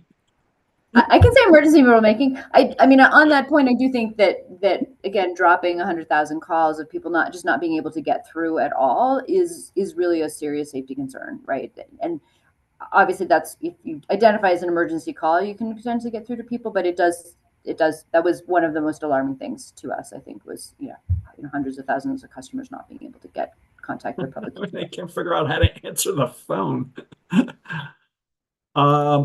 All right. Do you guys want a break or just keep plowing forward? I can keep going, but up to you. All right. Let's go back to proceeding number 25AL-0135TR, Mr. Gramlich. Hey, good morning. It is still morning. Yes, thank you. Usually you got to go first, so. Hey, I stayed awake the whole other time half. too. But yes, I'm Gary Gramlich of the transportation staff, and this item was filed on March 27th by the Colorado Sightseer. It's an advice letter and a tariff. The initial effective date was April 28th. The carrier filed a amended advice letter on April 21st to change it, postpone it to May the 2nd. Colorado Sightseer provides obviously sightseeing service in the 6 metro counties and also to 11 other counties up and down the Front Range, and the other ones are all in the mountains. Colorado Sightseer purchased this certificate from another company called Colorado Sightseer, filed the application in 2017. It was granted in July of 2017. And one of the requirements, first they have to adopt, the buyer has to adopt a tariff from the existing carrier and then file a tariff of their own later, which they did. And that was filed in September, became effective in October 30th of 2017, but they filed the rates that were in the existing tariff, so they didn't change them. This filing is to increase the sightseeing rates between all the various points in its certificate. Colorado Sites here is also eliminating 4 tours and adding 6 new tours as for the public. The revenue, of course, during the pandemic, it was lower, but revenue in 2022 is about 350,000, but in 2024, it had gone up to over 900,000.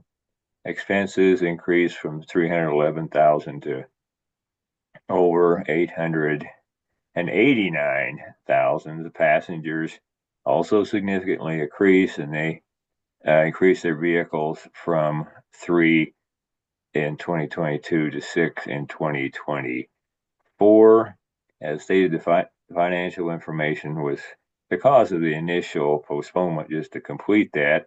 And that was filed on April 25th, and I copied that into the information sheet. The owner of Colorado Sites here put some of the major increases over this period of time for all the various insurance, commercial, renters, general liability, and workers' compensation, and also the guide base pay, the driver's pay, and monthly and yearly bonuses to the drivers.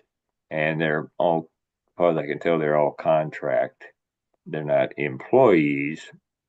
Also the fees, and I've heard this from other carriers too, to provide service into national parks as Rocky Mountain or to areas like Pikes Peak. Those have all significantly increased too. Some of the areas as a national parks even have the carriers pay a percentage of their revenue. So it has gone up. What I wasn't aware of until this filing, that especially the sightseeing carriers, the majority of their service is booked through resellers as Viator, TripAdvisors, whoever that, the several companies that do this. And Colorado Sites here reported that it's 75% of its revenue is booked through these resellers, and only 25% is booked through its own website. And the resellers charge 23% of the fare revenue that the passenger pay, and the resellers collect the funds and then pay a monthly amount, that amount to the carrier. And for a sightseer in 2024, that was $168,000.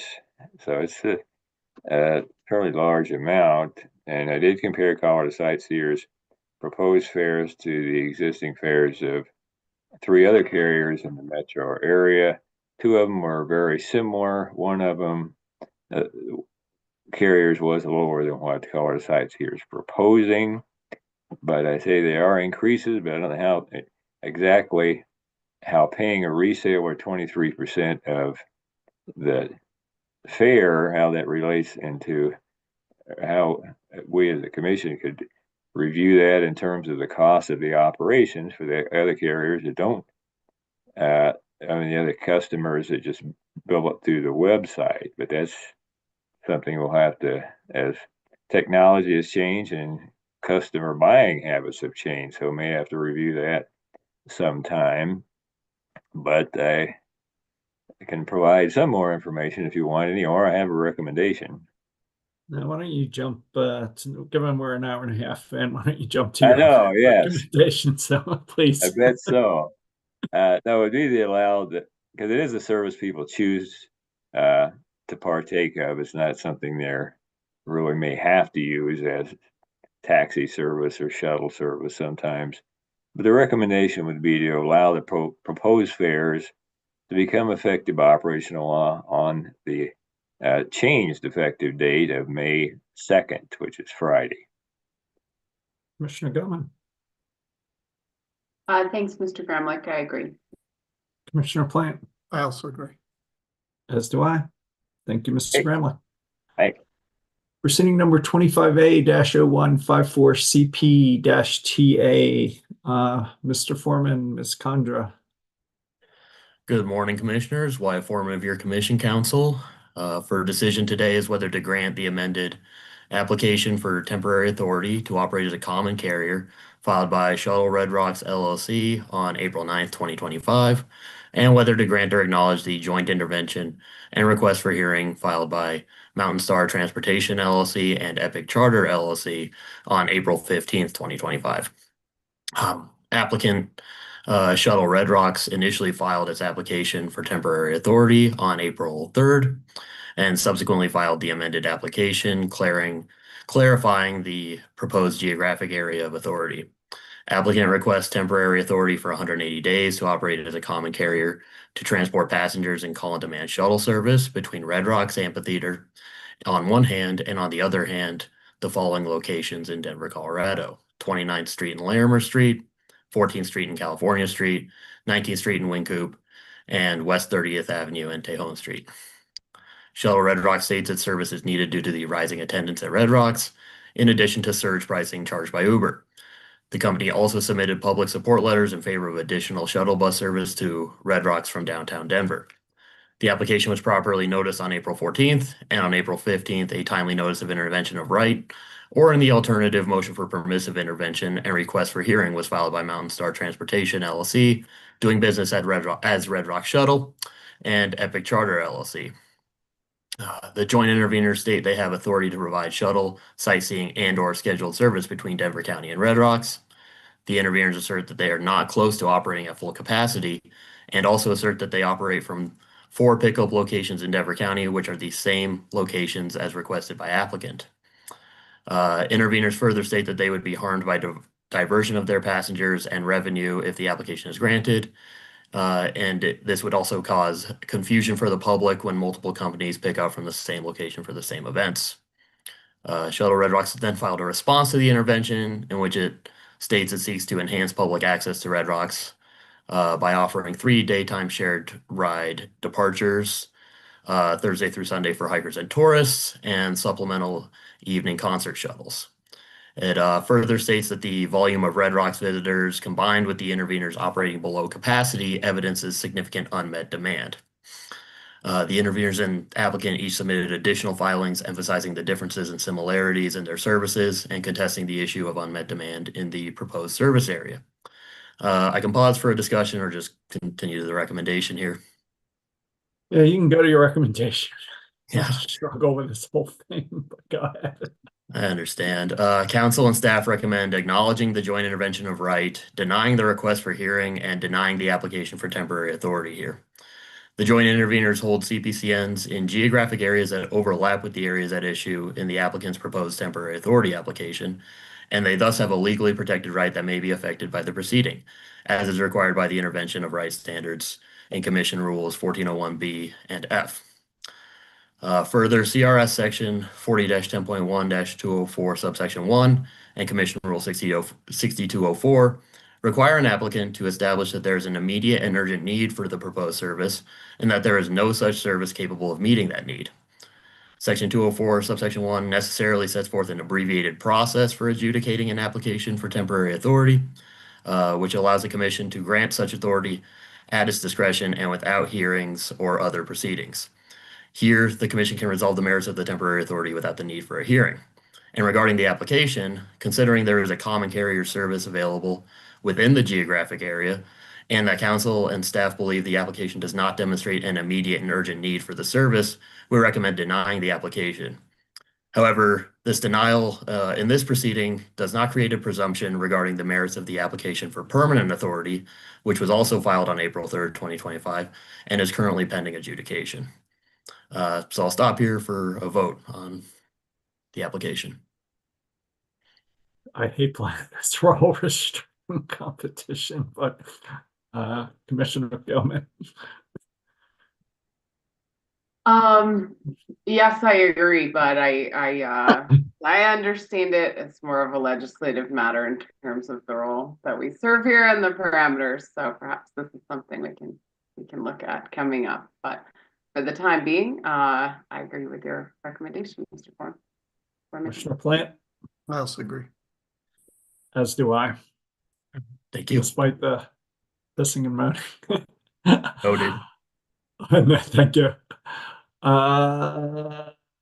Ms. Harper, Dr. Fishaber, temporary rules implementing railroad safety training and incident response. Good morning, commissioners. This matter is back in front of you today with the recommendation to reissue temporary rules addressing the statutory safety training requirement for railroads in order to adjust the rule language to more clearly incorporate by reference federal regulations when intending to do so. By a prior decision, you issued temporary rules that implemented these requirements of House Bill 241030. During the rule opinion process, certain improvements to the rule language were identified that could better address this issue of incorporation by reference.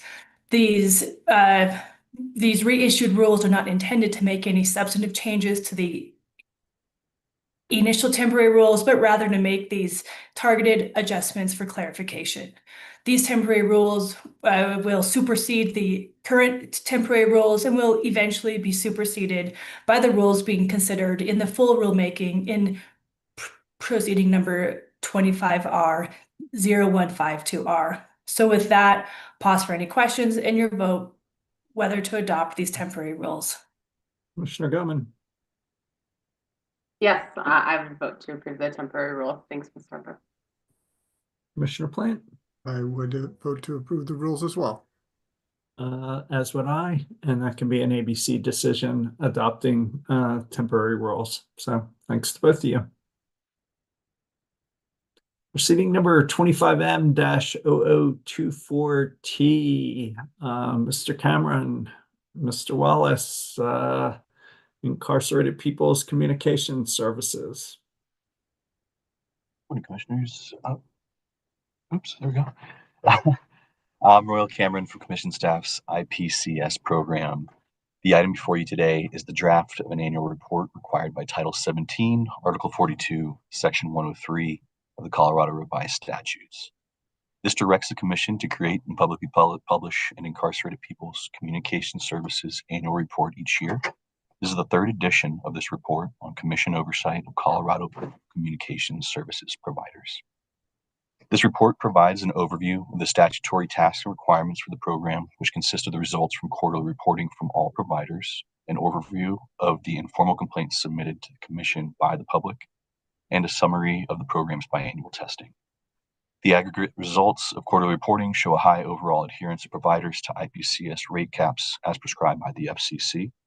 This report details any outlying or potentially problematic practices that could be construed by the data points that were provided by the providers. The program wishes to highlight a lack of compliance with the provider TeleWest. They have submitted 3 out of 4 quarterly reports late to the Commission staff, one of these instances exceeding 3 months of tardiness. Additionally, this report reflects the outcome of publicly submitted informal complaints made to the PUC throughout 2024. There was a slight uptick in the overall number of complaints. This rise can be attributed in large part from service issues correlated to the transition of the Colorado Department of Corrections from the provider ViaPath to the provider Securus. This transition resulted in extensive interruptions of audio and video visitation from late 23 through mid 24.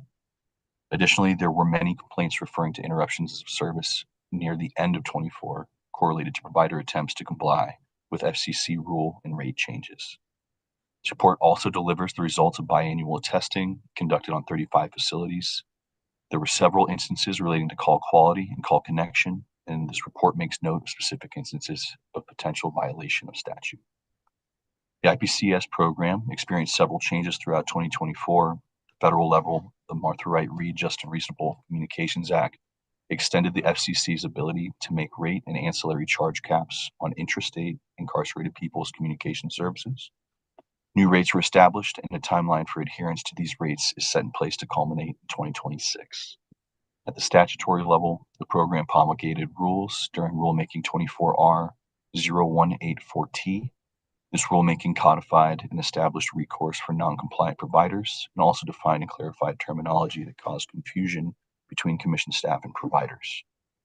In strides to strengthen public interactions and relations and to bolster communication and collaboration with stakeholders and providers, The program established an IPCS task force that held its first meeting in early 2025.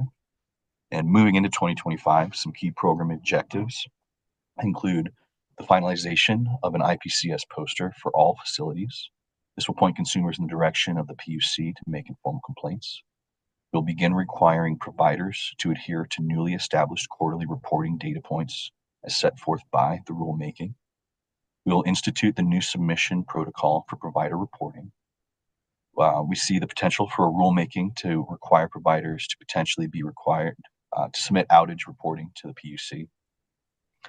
We would like to have a press release to further expand the breadth of awareness of the program itself.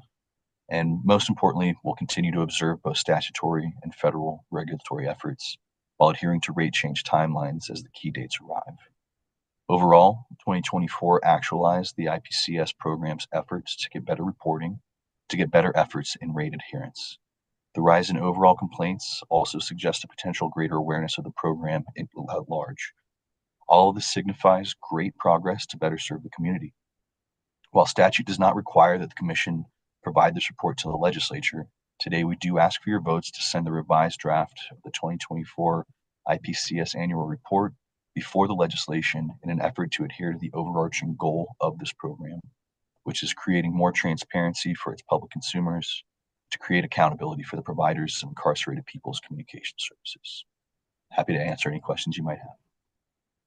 Well, thanks so much for your work. It sounds like we're making progress, lots more to be done, but things seem to be getting better. So thanks, and I support your work, and certainly vote to send the report to the legislature. Commissioner Gellman, comments, questions, anywhere you'd like to go? Yeah, thanks, Mr. Cameron, Mr. Wallace, for your work here. And I too would vote to send this report to the legislature, and really appreciate the detail and the care with which you conduct this work, and really what is a new program here, but a critical service to ensure that incarcerated persons have communication with their families, with their friends. Yeah, just really appreciate you all ensuring that these programs work the way they're intended to work, and that folks are, it's all being conducted in a fair way. So really appreciate you all for that, and support the report. Thank you. Commissioner Plant. Yeah, I'd echo my colleagues' comments of thanks for all your work you put into this report. It's really important information, both for the public and for the legislature. So I support the report and sending it to the legislature as well. And we can do that by minute entry. So thanks to you both. Thank you so much. And the whole team. You too. Proceeding number 24A-0442E, Mr. Eden, Mr. DeCenzo. It'll be me today. So Erin McLaughlin, Commission Counsel. So commissioners, before you today is whether to require additional testimony and process regarding the company's Strategic Resilience Reserve Fund concept, or the SRRF, which was proposed in hearing exhibit 115 on April 2nd. Through a motion before you today, Colorado Communities for Climate Action, or CC4CA, requests public service be required to file testimony explaining and supporting the SRRF proposal, that the deadline for discovery regarding the proposal be extended, and that interveners be allowed to file supplemental answer testimony limited to the SRRF proposal.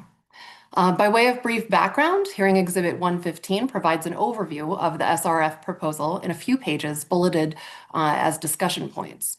Public Service states that the proposal is directly responsive to discussion at the Joint Technical Conference, and that the reserve fund is designed to manage supply chain challenges and secure combustion turbines and transformers during the JTS resource acquisition period. The company states that the proposal could be available for use if approved in the Phase 1 decision, and proposes that the Strategic Reserve Fund would not exceed $500 million in expenditures recoverable through the purchased capacity cost adjustment. The company proposes it would earn a return on the invested capital at the company's weighted average cost of capital. On April 15th, CC4CA filed the motion before you today.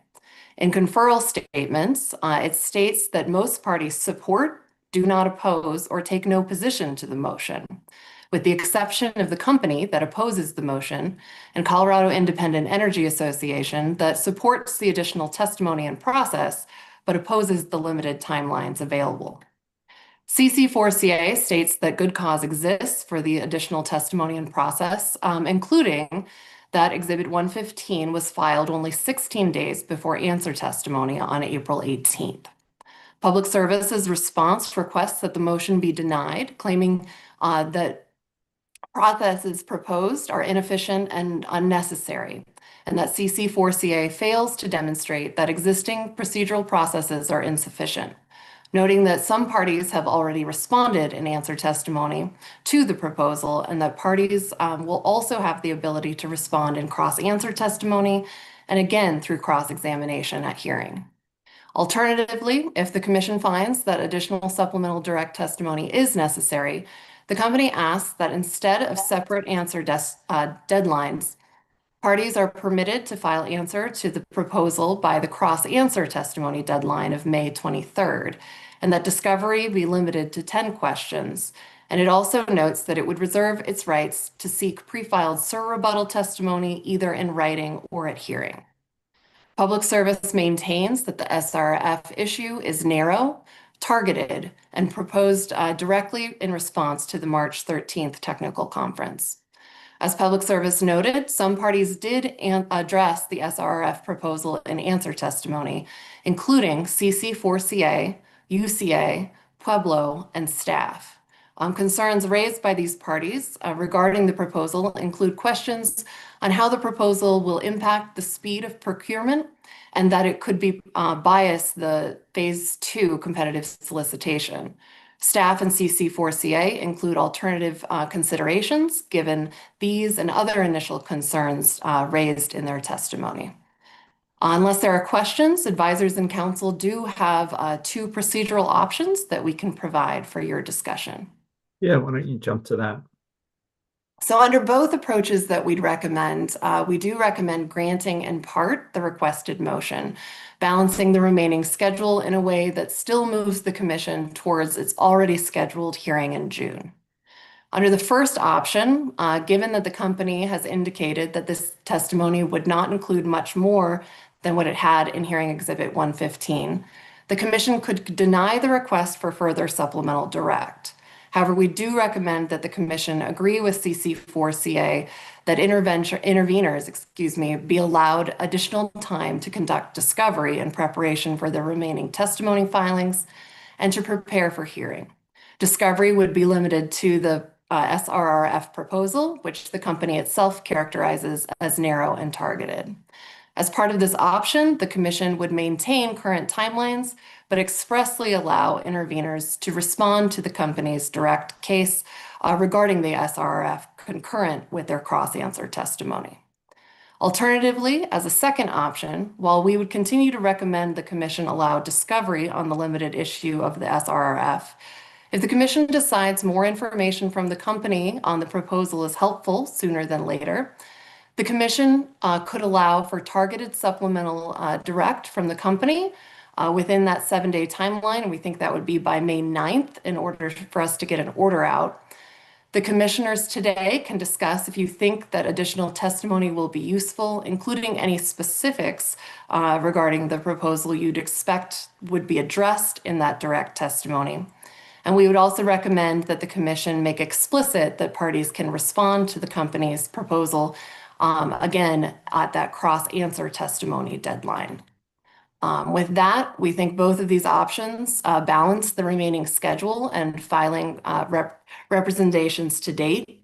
And if the commissioners agree with one of these 2 procedural paths, we think that the primary consideration is whether you want that supplemental direct and if you want any specific inclusions for us to include in perhaps an order that we could get out ABC quickly this week. Commissioner Gilman, I definitely want the additional process, but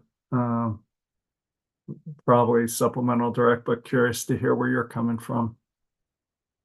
Yeah, I mean, I think we certainly extend the discovery deadline here and would decline the company's call it an offer, the company's suggestion to Proposal. limit the number of questions. Um, I think it's reasonable to allow the parties up till the cross answer, like rather than making another answer testimony deadline, just allow them to address this the first go around at the cross answer testimony.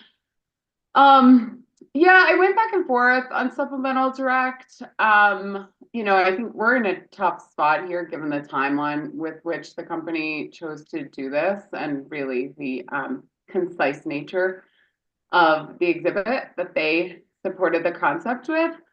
So, I'm reluctant to do supplemental direct in a way that's kind of untargeted and might kind of use up some process time and get not that useful of information.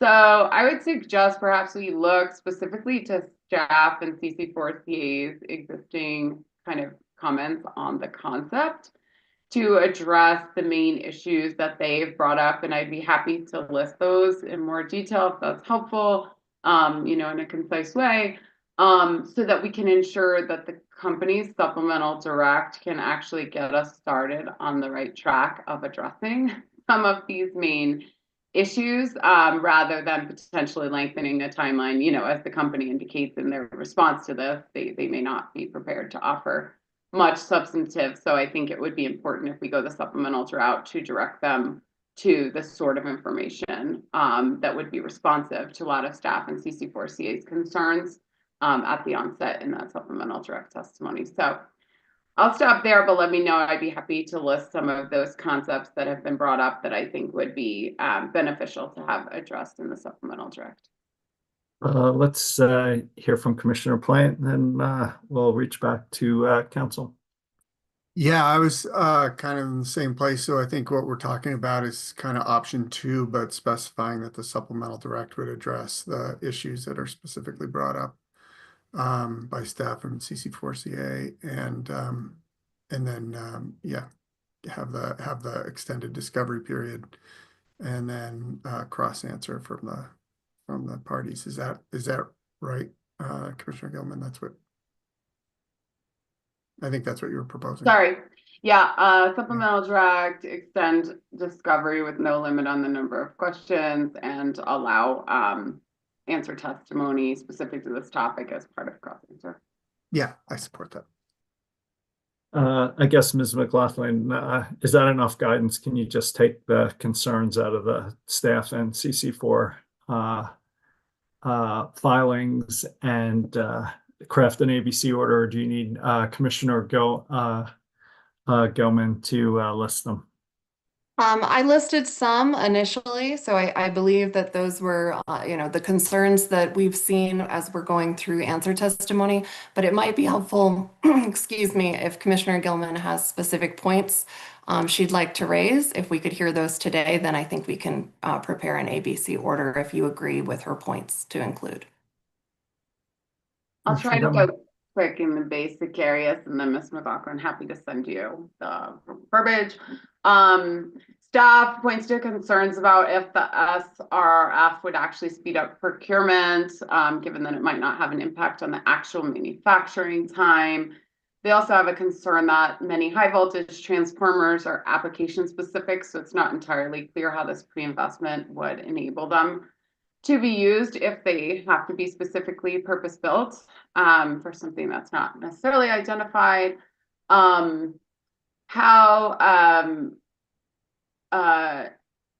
Staff's proposal to determine a strategic reserve target capacity instead of just a dollar amount target. Staff's proposal for the company to recover only the initial deposits necessary to secure that early manufacturing, and if it would be possible for the company to submit milestone payment schedules and to provide additional reporting detail as we move forward.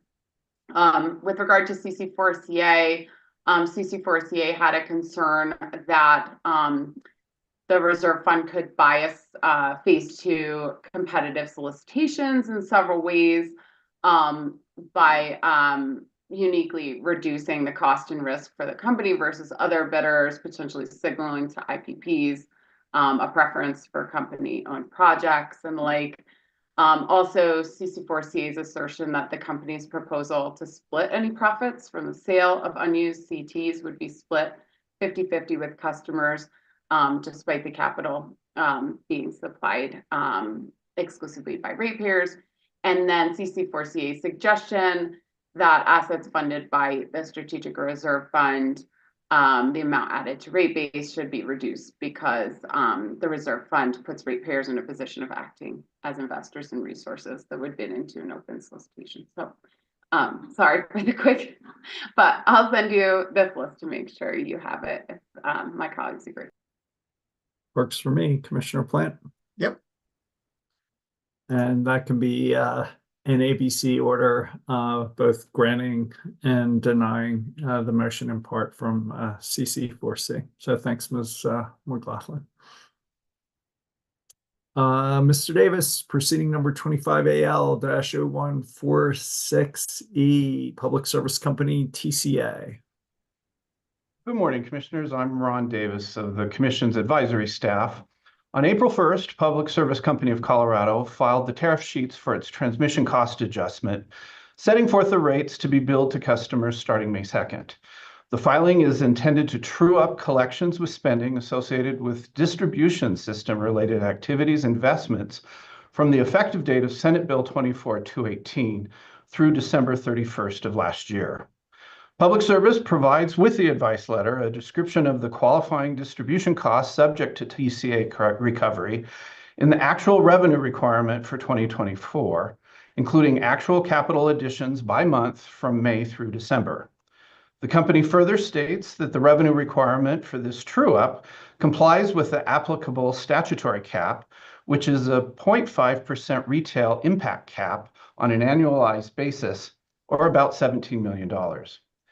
The company also provides a description of additional expenditures on equipment to advance distribution activities, as also provided under SB 218. The company argues that these costs should also be included in the revenue requirement for this true-up. This spending was for power transformers, service transformers, capacitor banks, switch cabinets, and feeder cables acquired for achieving economies of scale, addressing supply chain concerns, and other similar purposes pursuant to the statute. Based on these costs and taking into account the company's commitments related to the retail rate impact cap, the cost component of this TCA reconciliation is about $356,000. The true-up also entails a comparison between actual and expected revenue in 2024, the difference in the 2024 TCA revenues received compared to the rate impact cap revenues is around $262,000. So the total amount of the true-up is about $618,000, and it is that amount that would impact customer bills starting May 2nd if the TCA takes effect as proposed. That translates to about 3 cents per month for residential customers. Public Service filed Advice Letter 1980 with direct testimony of 2 witnesses. Marcia McCain explains the rationale behind the true-up, including why it is consistent with the provisions in 24-218 and the requirements of Decision Number C-24-720 in Proceeding Number 24M-317EG, and that was the TCA-M docket the Commission opened to address the implementation of TCA cost recovery pursuant to the statute after the TCA was first adjusted last summer. Company witness Kelly Block presents the projects and equipment costs recovered through the TCA in 2024. Last week, staff of the Commission filed a protest to the filing, stating that it raised concerns last June that the limited information provided in the 2024 TCA filing was insufficient for the Commission to determine whether the requested rate increase resulted in rates that were just, reasonable, and in the public interest. Now that the Commission's directives in the follow-on M docket are being implemented, staff requests the Commission suspend the proposed TCA tariff's effective date and set the matter for hearing. In other words, staff sees this adjudication as the natural progression from the Commission's earlier decisions denying staff's request for suspension and hearing, such that staff will now have the opportunity to review 2024 revenues and expenditures in this true-up process. Staff specifically intends to review whether the company's implementation of the TCA is consistent with the Commission's direction provided in Decision C-24-720 and the retail rate impact cap provisions of Senate Bill 218. The decision for you then this morning is whether to set the matter for hearing as requested by staff or instead to allow the true-up adjustment to the TCA to go into effect by operation of law. For convenience, a draft decision suspending the effective date of the tariff sheets and setting for the matter for hearing has been prepared and circulated. The draft decision sets a 30-day notice and intervention period and refers the matter to an administrative law judge. Do you have a separate recommendation, or is that draft order contain your recommendation? No recommendation. The draft order is prepared for your convenience. I think I'd like to suspend and have staff take a look at this, but Commissioner Gelman? I agree. Commissioner Plant? I also agree. And that can be an ABC order, Mr. Davis. So thank you, sir. Thank you. Last item, Director White, Ms. Rosen, October letter from Governor Polis on long-term rates.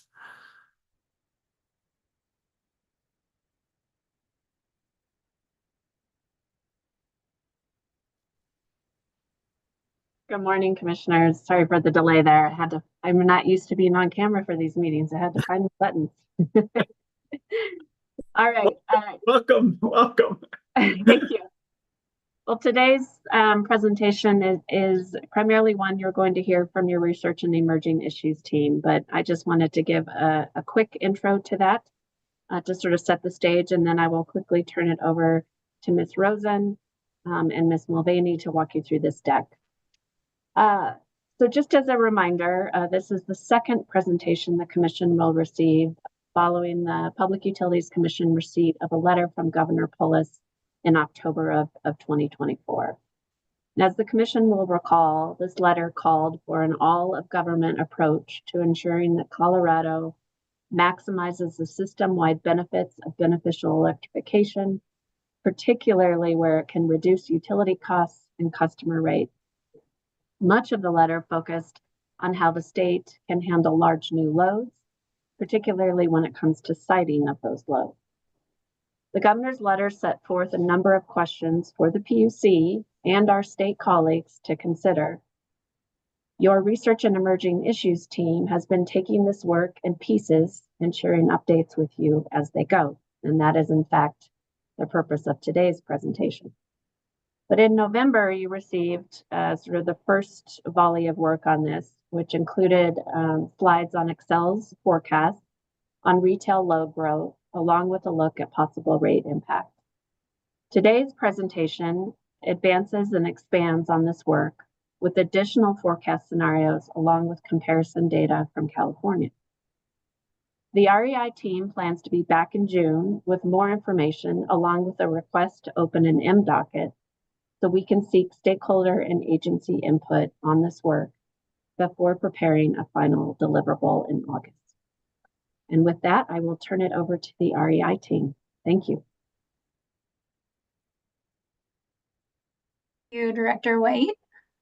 Good morning, Commissioners. I'm Katie Mulvaney with the Commission's Research and Emerging Issues team, abbreviated REI, and I'm joined by Ms. Alex Rosen, also of the REI team. I am going to be presenting an update on the load growth and rate impact analysis requested by the governor's office in their letter that Director White just went over. In our work so far, we've collected information from ongoing commission proceedings, as well as input from Colorado state agencies and other states like California. Next slide, please. Before I go into detail, I just want to note that much of the data in this presentation is taken from the Public Service Company of Colorado's public filings, or is calculated based on data from the company's filings. REI uses information from the company's Just Transition Solicitation, abbreviated JTS, as well as the Distribution System Plan, abbreviated DSP. The GTS and DSP proceedings are ongoing, and the information is still subject to pending litigation processes, including cross-examination by parties and consideration by the Commission. Next slide, please. I'm going to begin by discussing the long-term rate forecast that the company provided in the GTS and DSP for 3 scenarios with different load growth assumptions shown on the table of this slide. REI used this and other information to consider rate affordability metrics. The first scenario is the base case scenario.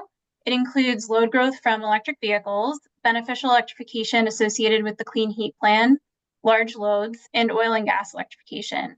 It also considers the company's CSM programs.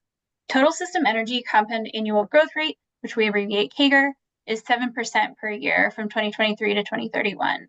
And residential sales CAGR is just under 5% over the same time period. And capital spending associated with that base case scenario from 2025 to 2032 is $45 billion. To compare this to some more recent data, the company's total retail sales and residential sales from 2010 to 2024 grew at a compound annual growth rate of less than 1%.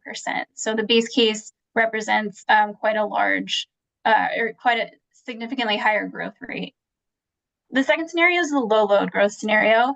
The low scenario removes some EV growth and nearly all of the large load and oil and gas electrification load growth from the base case. Total system energy grows at about half the rate of the base case, and residential sales grow at a slightly lower rate than the base case. And capital spending is also lower. Finally, the third scenario is called lower low. In this scenario, base load EVs and beneficial electrification grows at the rate forecast in the company's 2021 electric resource plan. Large load growth is limited to customers with signed energy service agreements, and all oil and gas electrification growth is removed. The total system energy CAGR and residential sales CAGR are around 1% per year. Capital spending is lower than both the base and the low scenario. Next slide, please.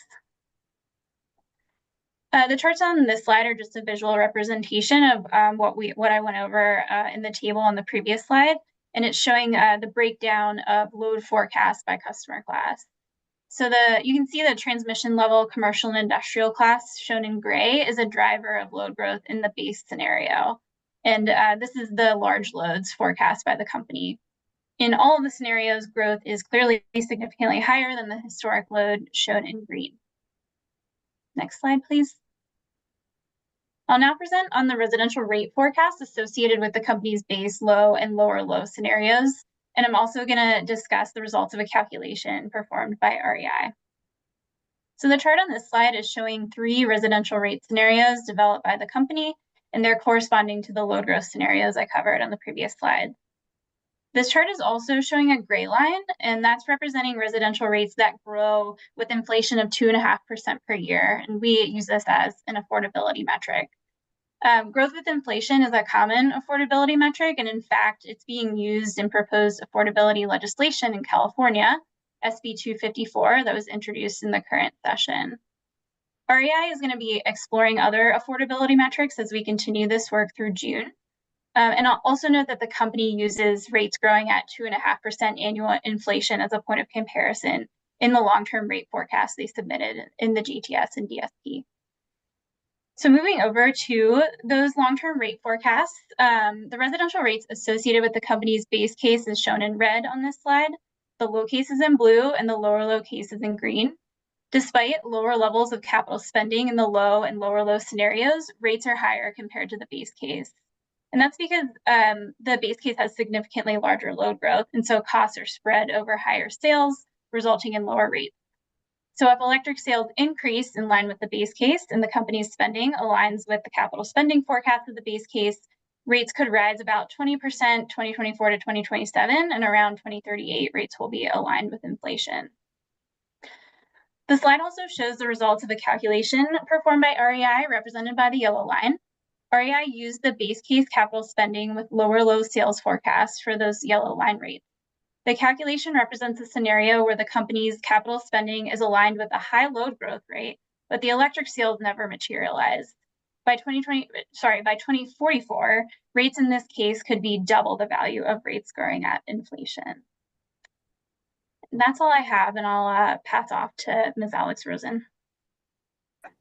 Thanks, Katie. This is Alex Rosen with the Research and Emerging Issues Group.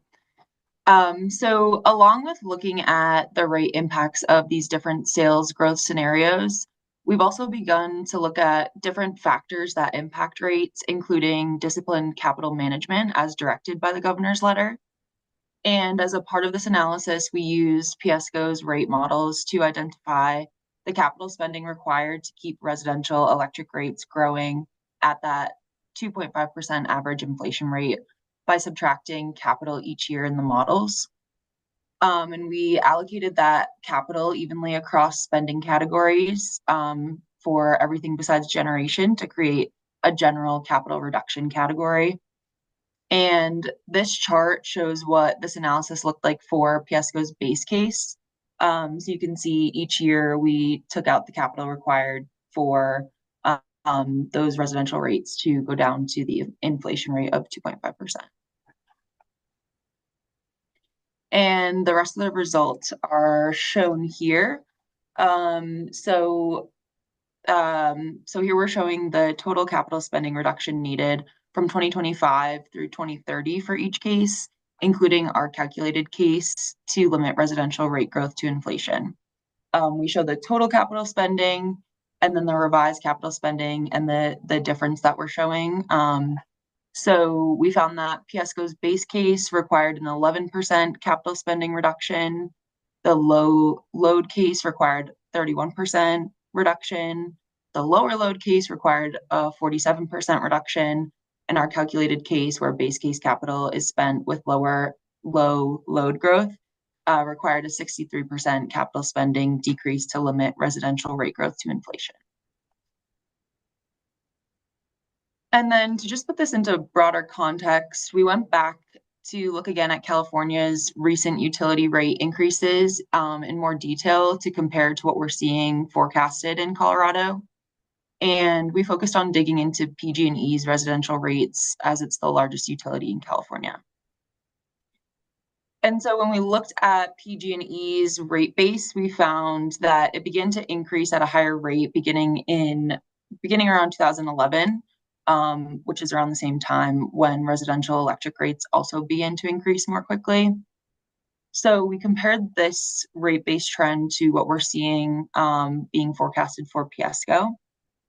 And so we were looking at rate-based increases for PG&E starting in 2006. And we found that while PG&E's residential rate base was increasing from 2010 to 2023. While the residential rates were increasing from 2010 to 2023, as we showed on the previous slide, the rate base was increasing at an 8% CAGR, which is double the CAGR from 2006 to 2010. PSCo's rate base increased at a 4% CAGR from 2010 to 2020, but it is forecasted to increase 4 times as quickly from 2020 to 2032 at a 16% CAGR. We also found that PG&E has been experiencing negative sales growth, likely due to increases in behind-the-meter solar, which has also likely contributed to increased residential electric rates. So we wanted to show this comparison to highlight the importance of careful consideration of capital spending and sales growth in Colorado to avoid the levels of residential rate increases that California is experiencing. And for our next steps, we will compare the load growth scenarios from PSCo to Colorado's GHG roadmap and forecast from other jurisdictional utilities. We will evaluate the impact of enhanced utility system planning on rates. We will compile a list of load growth metrics of success to maintain rate affordability. And we will coordinate with other Colorado state agencies and other stakeholders through the comment process that Director White mentioned. And then by the end of August, we will provide policy recommendations that incorporate feedback from the miscellaneous proceeding. That's all I have. Thank you, commissioners. Are there any questions? Well, thanks so much to you guys. This is tremendously helpful in framing the regulatory challenges we face between capital spending and sales growth. So really appreciate the thoughtful professional analysis. And just one thing I'd add is increasingly I'm concerned about load shape and how that fits into it, not just the total sales, but also when the sales are occurring. And somehow we're going to need a follow-up conversation about this. But I'll turn it over to you, Commissioner Gummit. Questions, comments, anywhere you'd like to go. No, thanks. Appreciate the information, Ms. Rose and Ms. Mulvaney. And yeah, I think kind of a particularly concerning conversation given some of the presentations this morning already. This looks to indicate the potential for higher rates coming, and that's kind of now under the cloud of some reliability and customer service concerns as well, which is clearly a difficult combination. Yeah, I agree with the chairman. I think in a prior presentation you showed a decline in the capacity factor of public services system.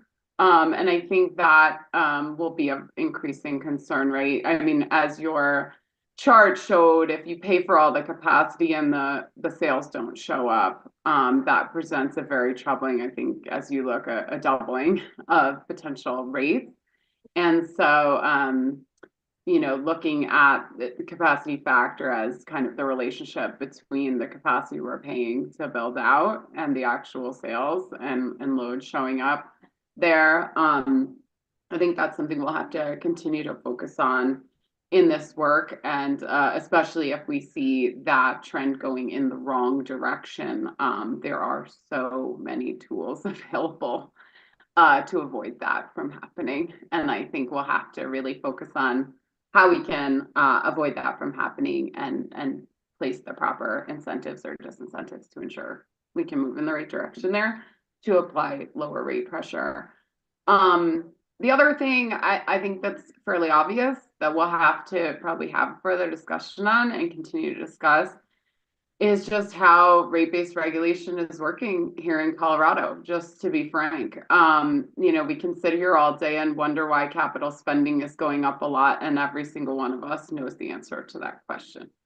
Capital spending is how the utilities make money. It drives their profits.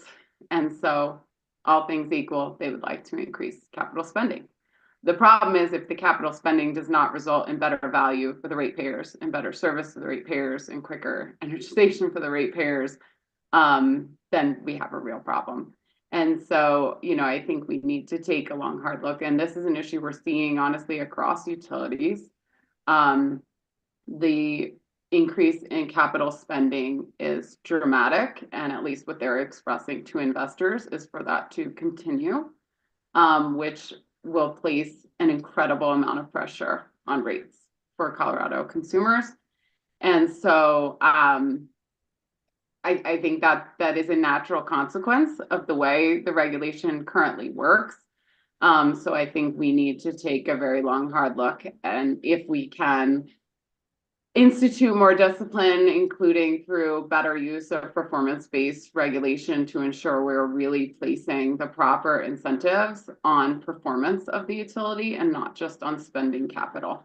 So anyway, I know that's something we have talked about, but I think especially these issues are all kind of reaching fever pitch now, and we really need to take this conversation to the next level and continue to further investigate how we can move on and diversify the company's incentives and disincentives to ensure that we're actually getting the outcomes we want here for Colorado ratepayers. So look forward to continuing that discussion.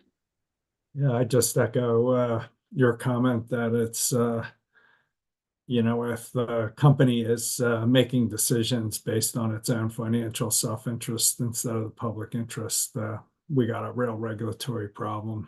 And just want to clarify one thing, that when you say capacity factor, I typically think of that as load factor. sort of total retail sales divided by the peak demand times the number of hours. So when you said capacity factor, did you mean load factor, or at least as I define it, Commissioner Gilman? Yeah, I guess load factor for the entire system, but essentially looking at, right, the capacity is what we're paying for. Yeah. Whether it's the generation, the transmission, the distribution system, and we better be selling enough kilowatt hours over the duration to make up for that expense. And if we're not, we have a really troubling rate picture.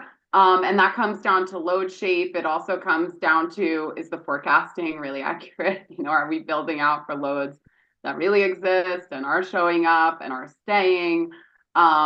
And diversification through the day, through the time of year, just better utilizing the assets that we have rather than building for an incredibly peaky peak and underutilizing the assets 99% of the year. That's clearly a troubling economic picture for the customers.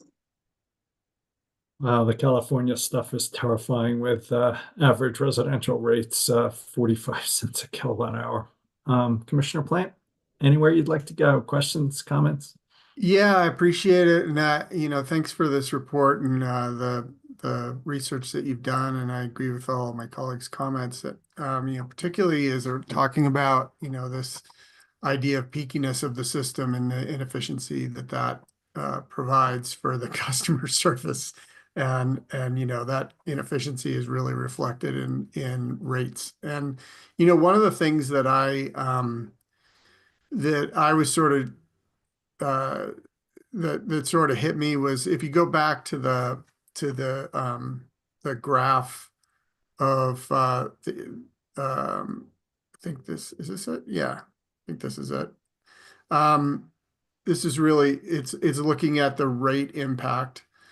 I think what this shows is that if the load shows up, then rates stay relatively affordable in line with the CPI and all is good in the world. But if they don't, the ones who pay are the customers. I mean, and to me, this, if you drew a vertical line at 2032, really, because that's the kind of projection we're looking at in terms of the load, if we're going to relate this to JTS or whatever, that distance between the red line and the yellow line is the risk. That's the risk that falls on the customer. And I think that's kind of the way to think about it. That's the risk. How much do you assume that your projections are going to be accurate in terms of load? And who's going to pay for the cost of those assumptions? And generally, what happens is if it doesn't show up, the customers pay. Meanwhile, we're trying to create a more efficient system, and we're trying to make it so that the system operates more cost effectively all around. And I think that's one of the real challenges that we have. To go to Commissioner Gilman's comments on performance regulation. I mean, right now, what happens in the future is that risk is all falling on the customers. And I think we need to find a way as a commission to sort of reduce that risk. And, certainly the ability to manage that load and manage that supply within a high load factor or capacity factor, or whatever you want to call it, scenario is the way that we reduce that risk. And so that's that was the graph that really I felt smacked me in the head, is just thinking about that gap as the risk. And I would expect, the one thing I don't quite understand about the graph is that I would expect that if you're building to a certain capacity and you're overbuilding that capacity, basically, which is what we're saying here, if you build to the red line and you only have load that is reflected in the yellow line, then every customer pays more, which makes a lot of sense. But as you go out over time, I would expect that that line wouldn't continue to go up because you've already built that capacity. You should just be building load, and that cost per customer should be either, flattening or, doing something different than just continually increasing over time. I'm not sure exactly why that happens in the model, but yeah, that was what struck me about this presentation is that exposure of risk that is borne by the customer between today and 2032. Can you guys go back to the first graph with all the California utilities on it? Yeah, that one. I guess my big fear with all this, Commissioner Plant, to your exact point, is I think once you see rates going up into the 15 and 20 cents a kilowatt hour range, you just worry that customers start investing in, efficiency, and you worry rooftop solar, but that it's like this self-reinforcing reduction in sales. And you really see it in the California data when you get above 15, 20 cents a kilowatt hour. The rates just start going up really sharply. And I just think there's a conservation investment thing that happens, or that's the fear. Yeah, that may explain why that line continues to go up. I think I would also point out that as you get into those higher cost per kilowatt hours, your success in beneficial electrification, I would expect, would decrease significantly, which also would not which would do two things. Number one, you wouldn't increase your load that you would expect with beneficial electrification, but you're also ending up with with less of a climate impact and climate outcomes that we're trying to focus on with our beneficial electrification program as well. So it hits you on both sides with those higher rates. Can you go back to the previous slide you were showing with yeah, and it's the scary thing is, and doesn't matter what the scenario is, we're pretty much at 20 cents a kilowatt hour, no matter what, given the current proposed levels of capital spending by 2027. So I don't know, that piece is scary too. That's all I had. Commissioner Gellman, anything else on this or next steps? No, I mean, I think we need to circle back to kind of have that conversation. How do we meaningfully change the incentive structure here? It's there are a million little pieces, but that underlying core issue will drive so much of this. And I think it's just a conversation we have to continue, because if we don't take a hard look at that, nitpicking all the forecasts and putting PIMs on each individual investment only get us so far. All right. Well, we have a lot of ongoing cases, but I'll try and talk to council and advisors and see how we can bring this back for sort of a broader conversation. Director White, Ms. Rosen, Ms. Mulvaney, anything else for this conversation? Nope. Thanks for the discussion. More to come. Thanks for you guys for all the hard work framing this up. It's just critical to everything we're doing, and this is the context and the frame. With that, Commissioner Gellman, anything else before we adjourn?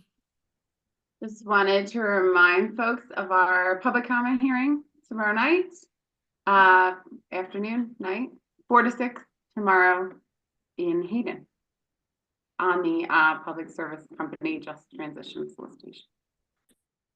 Thank you, Commissioner Plant.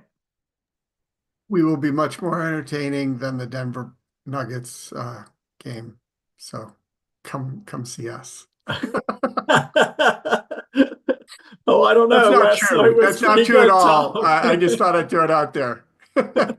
Last night was pretty good. Thanks all. See you next time. See you tomorrow.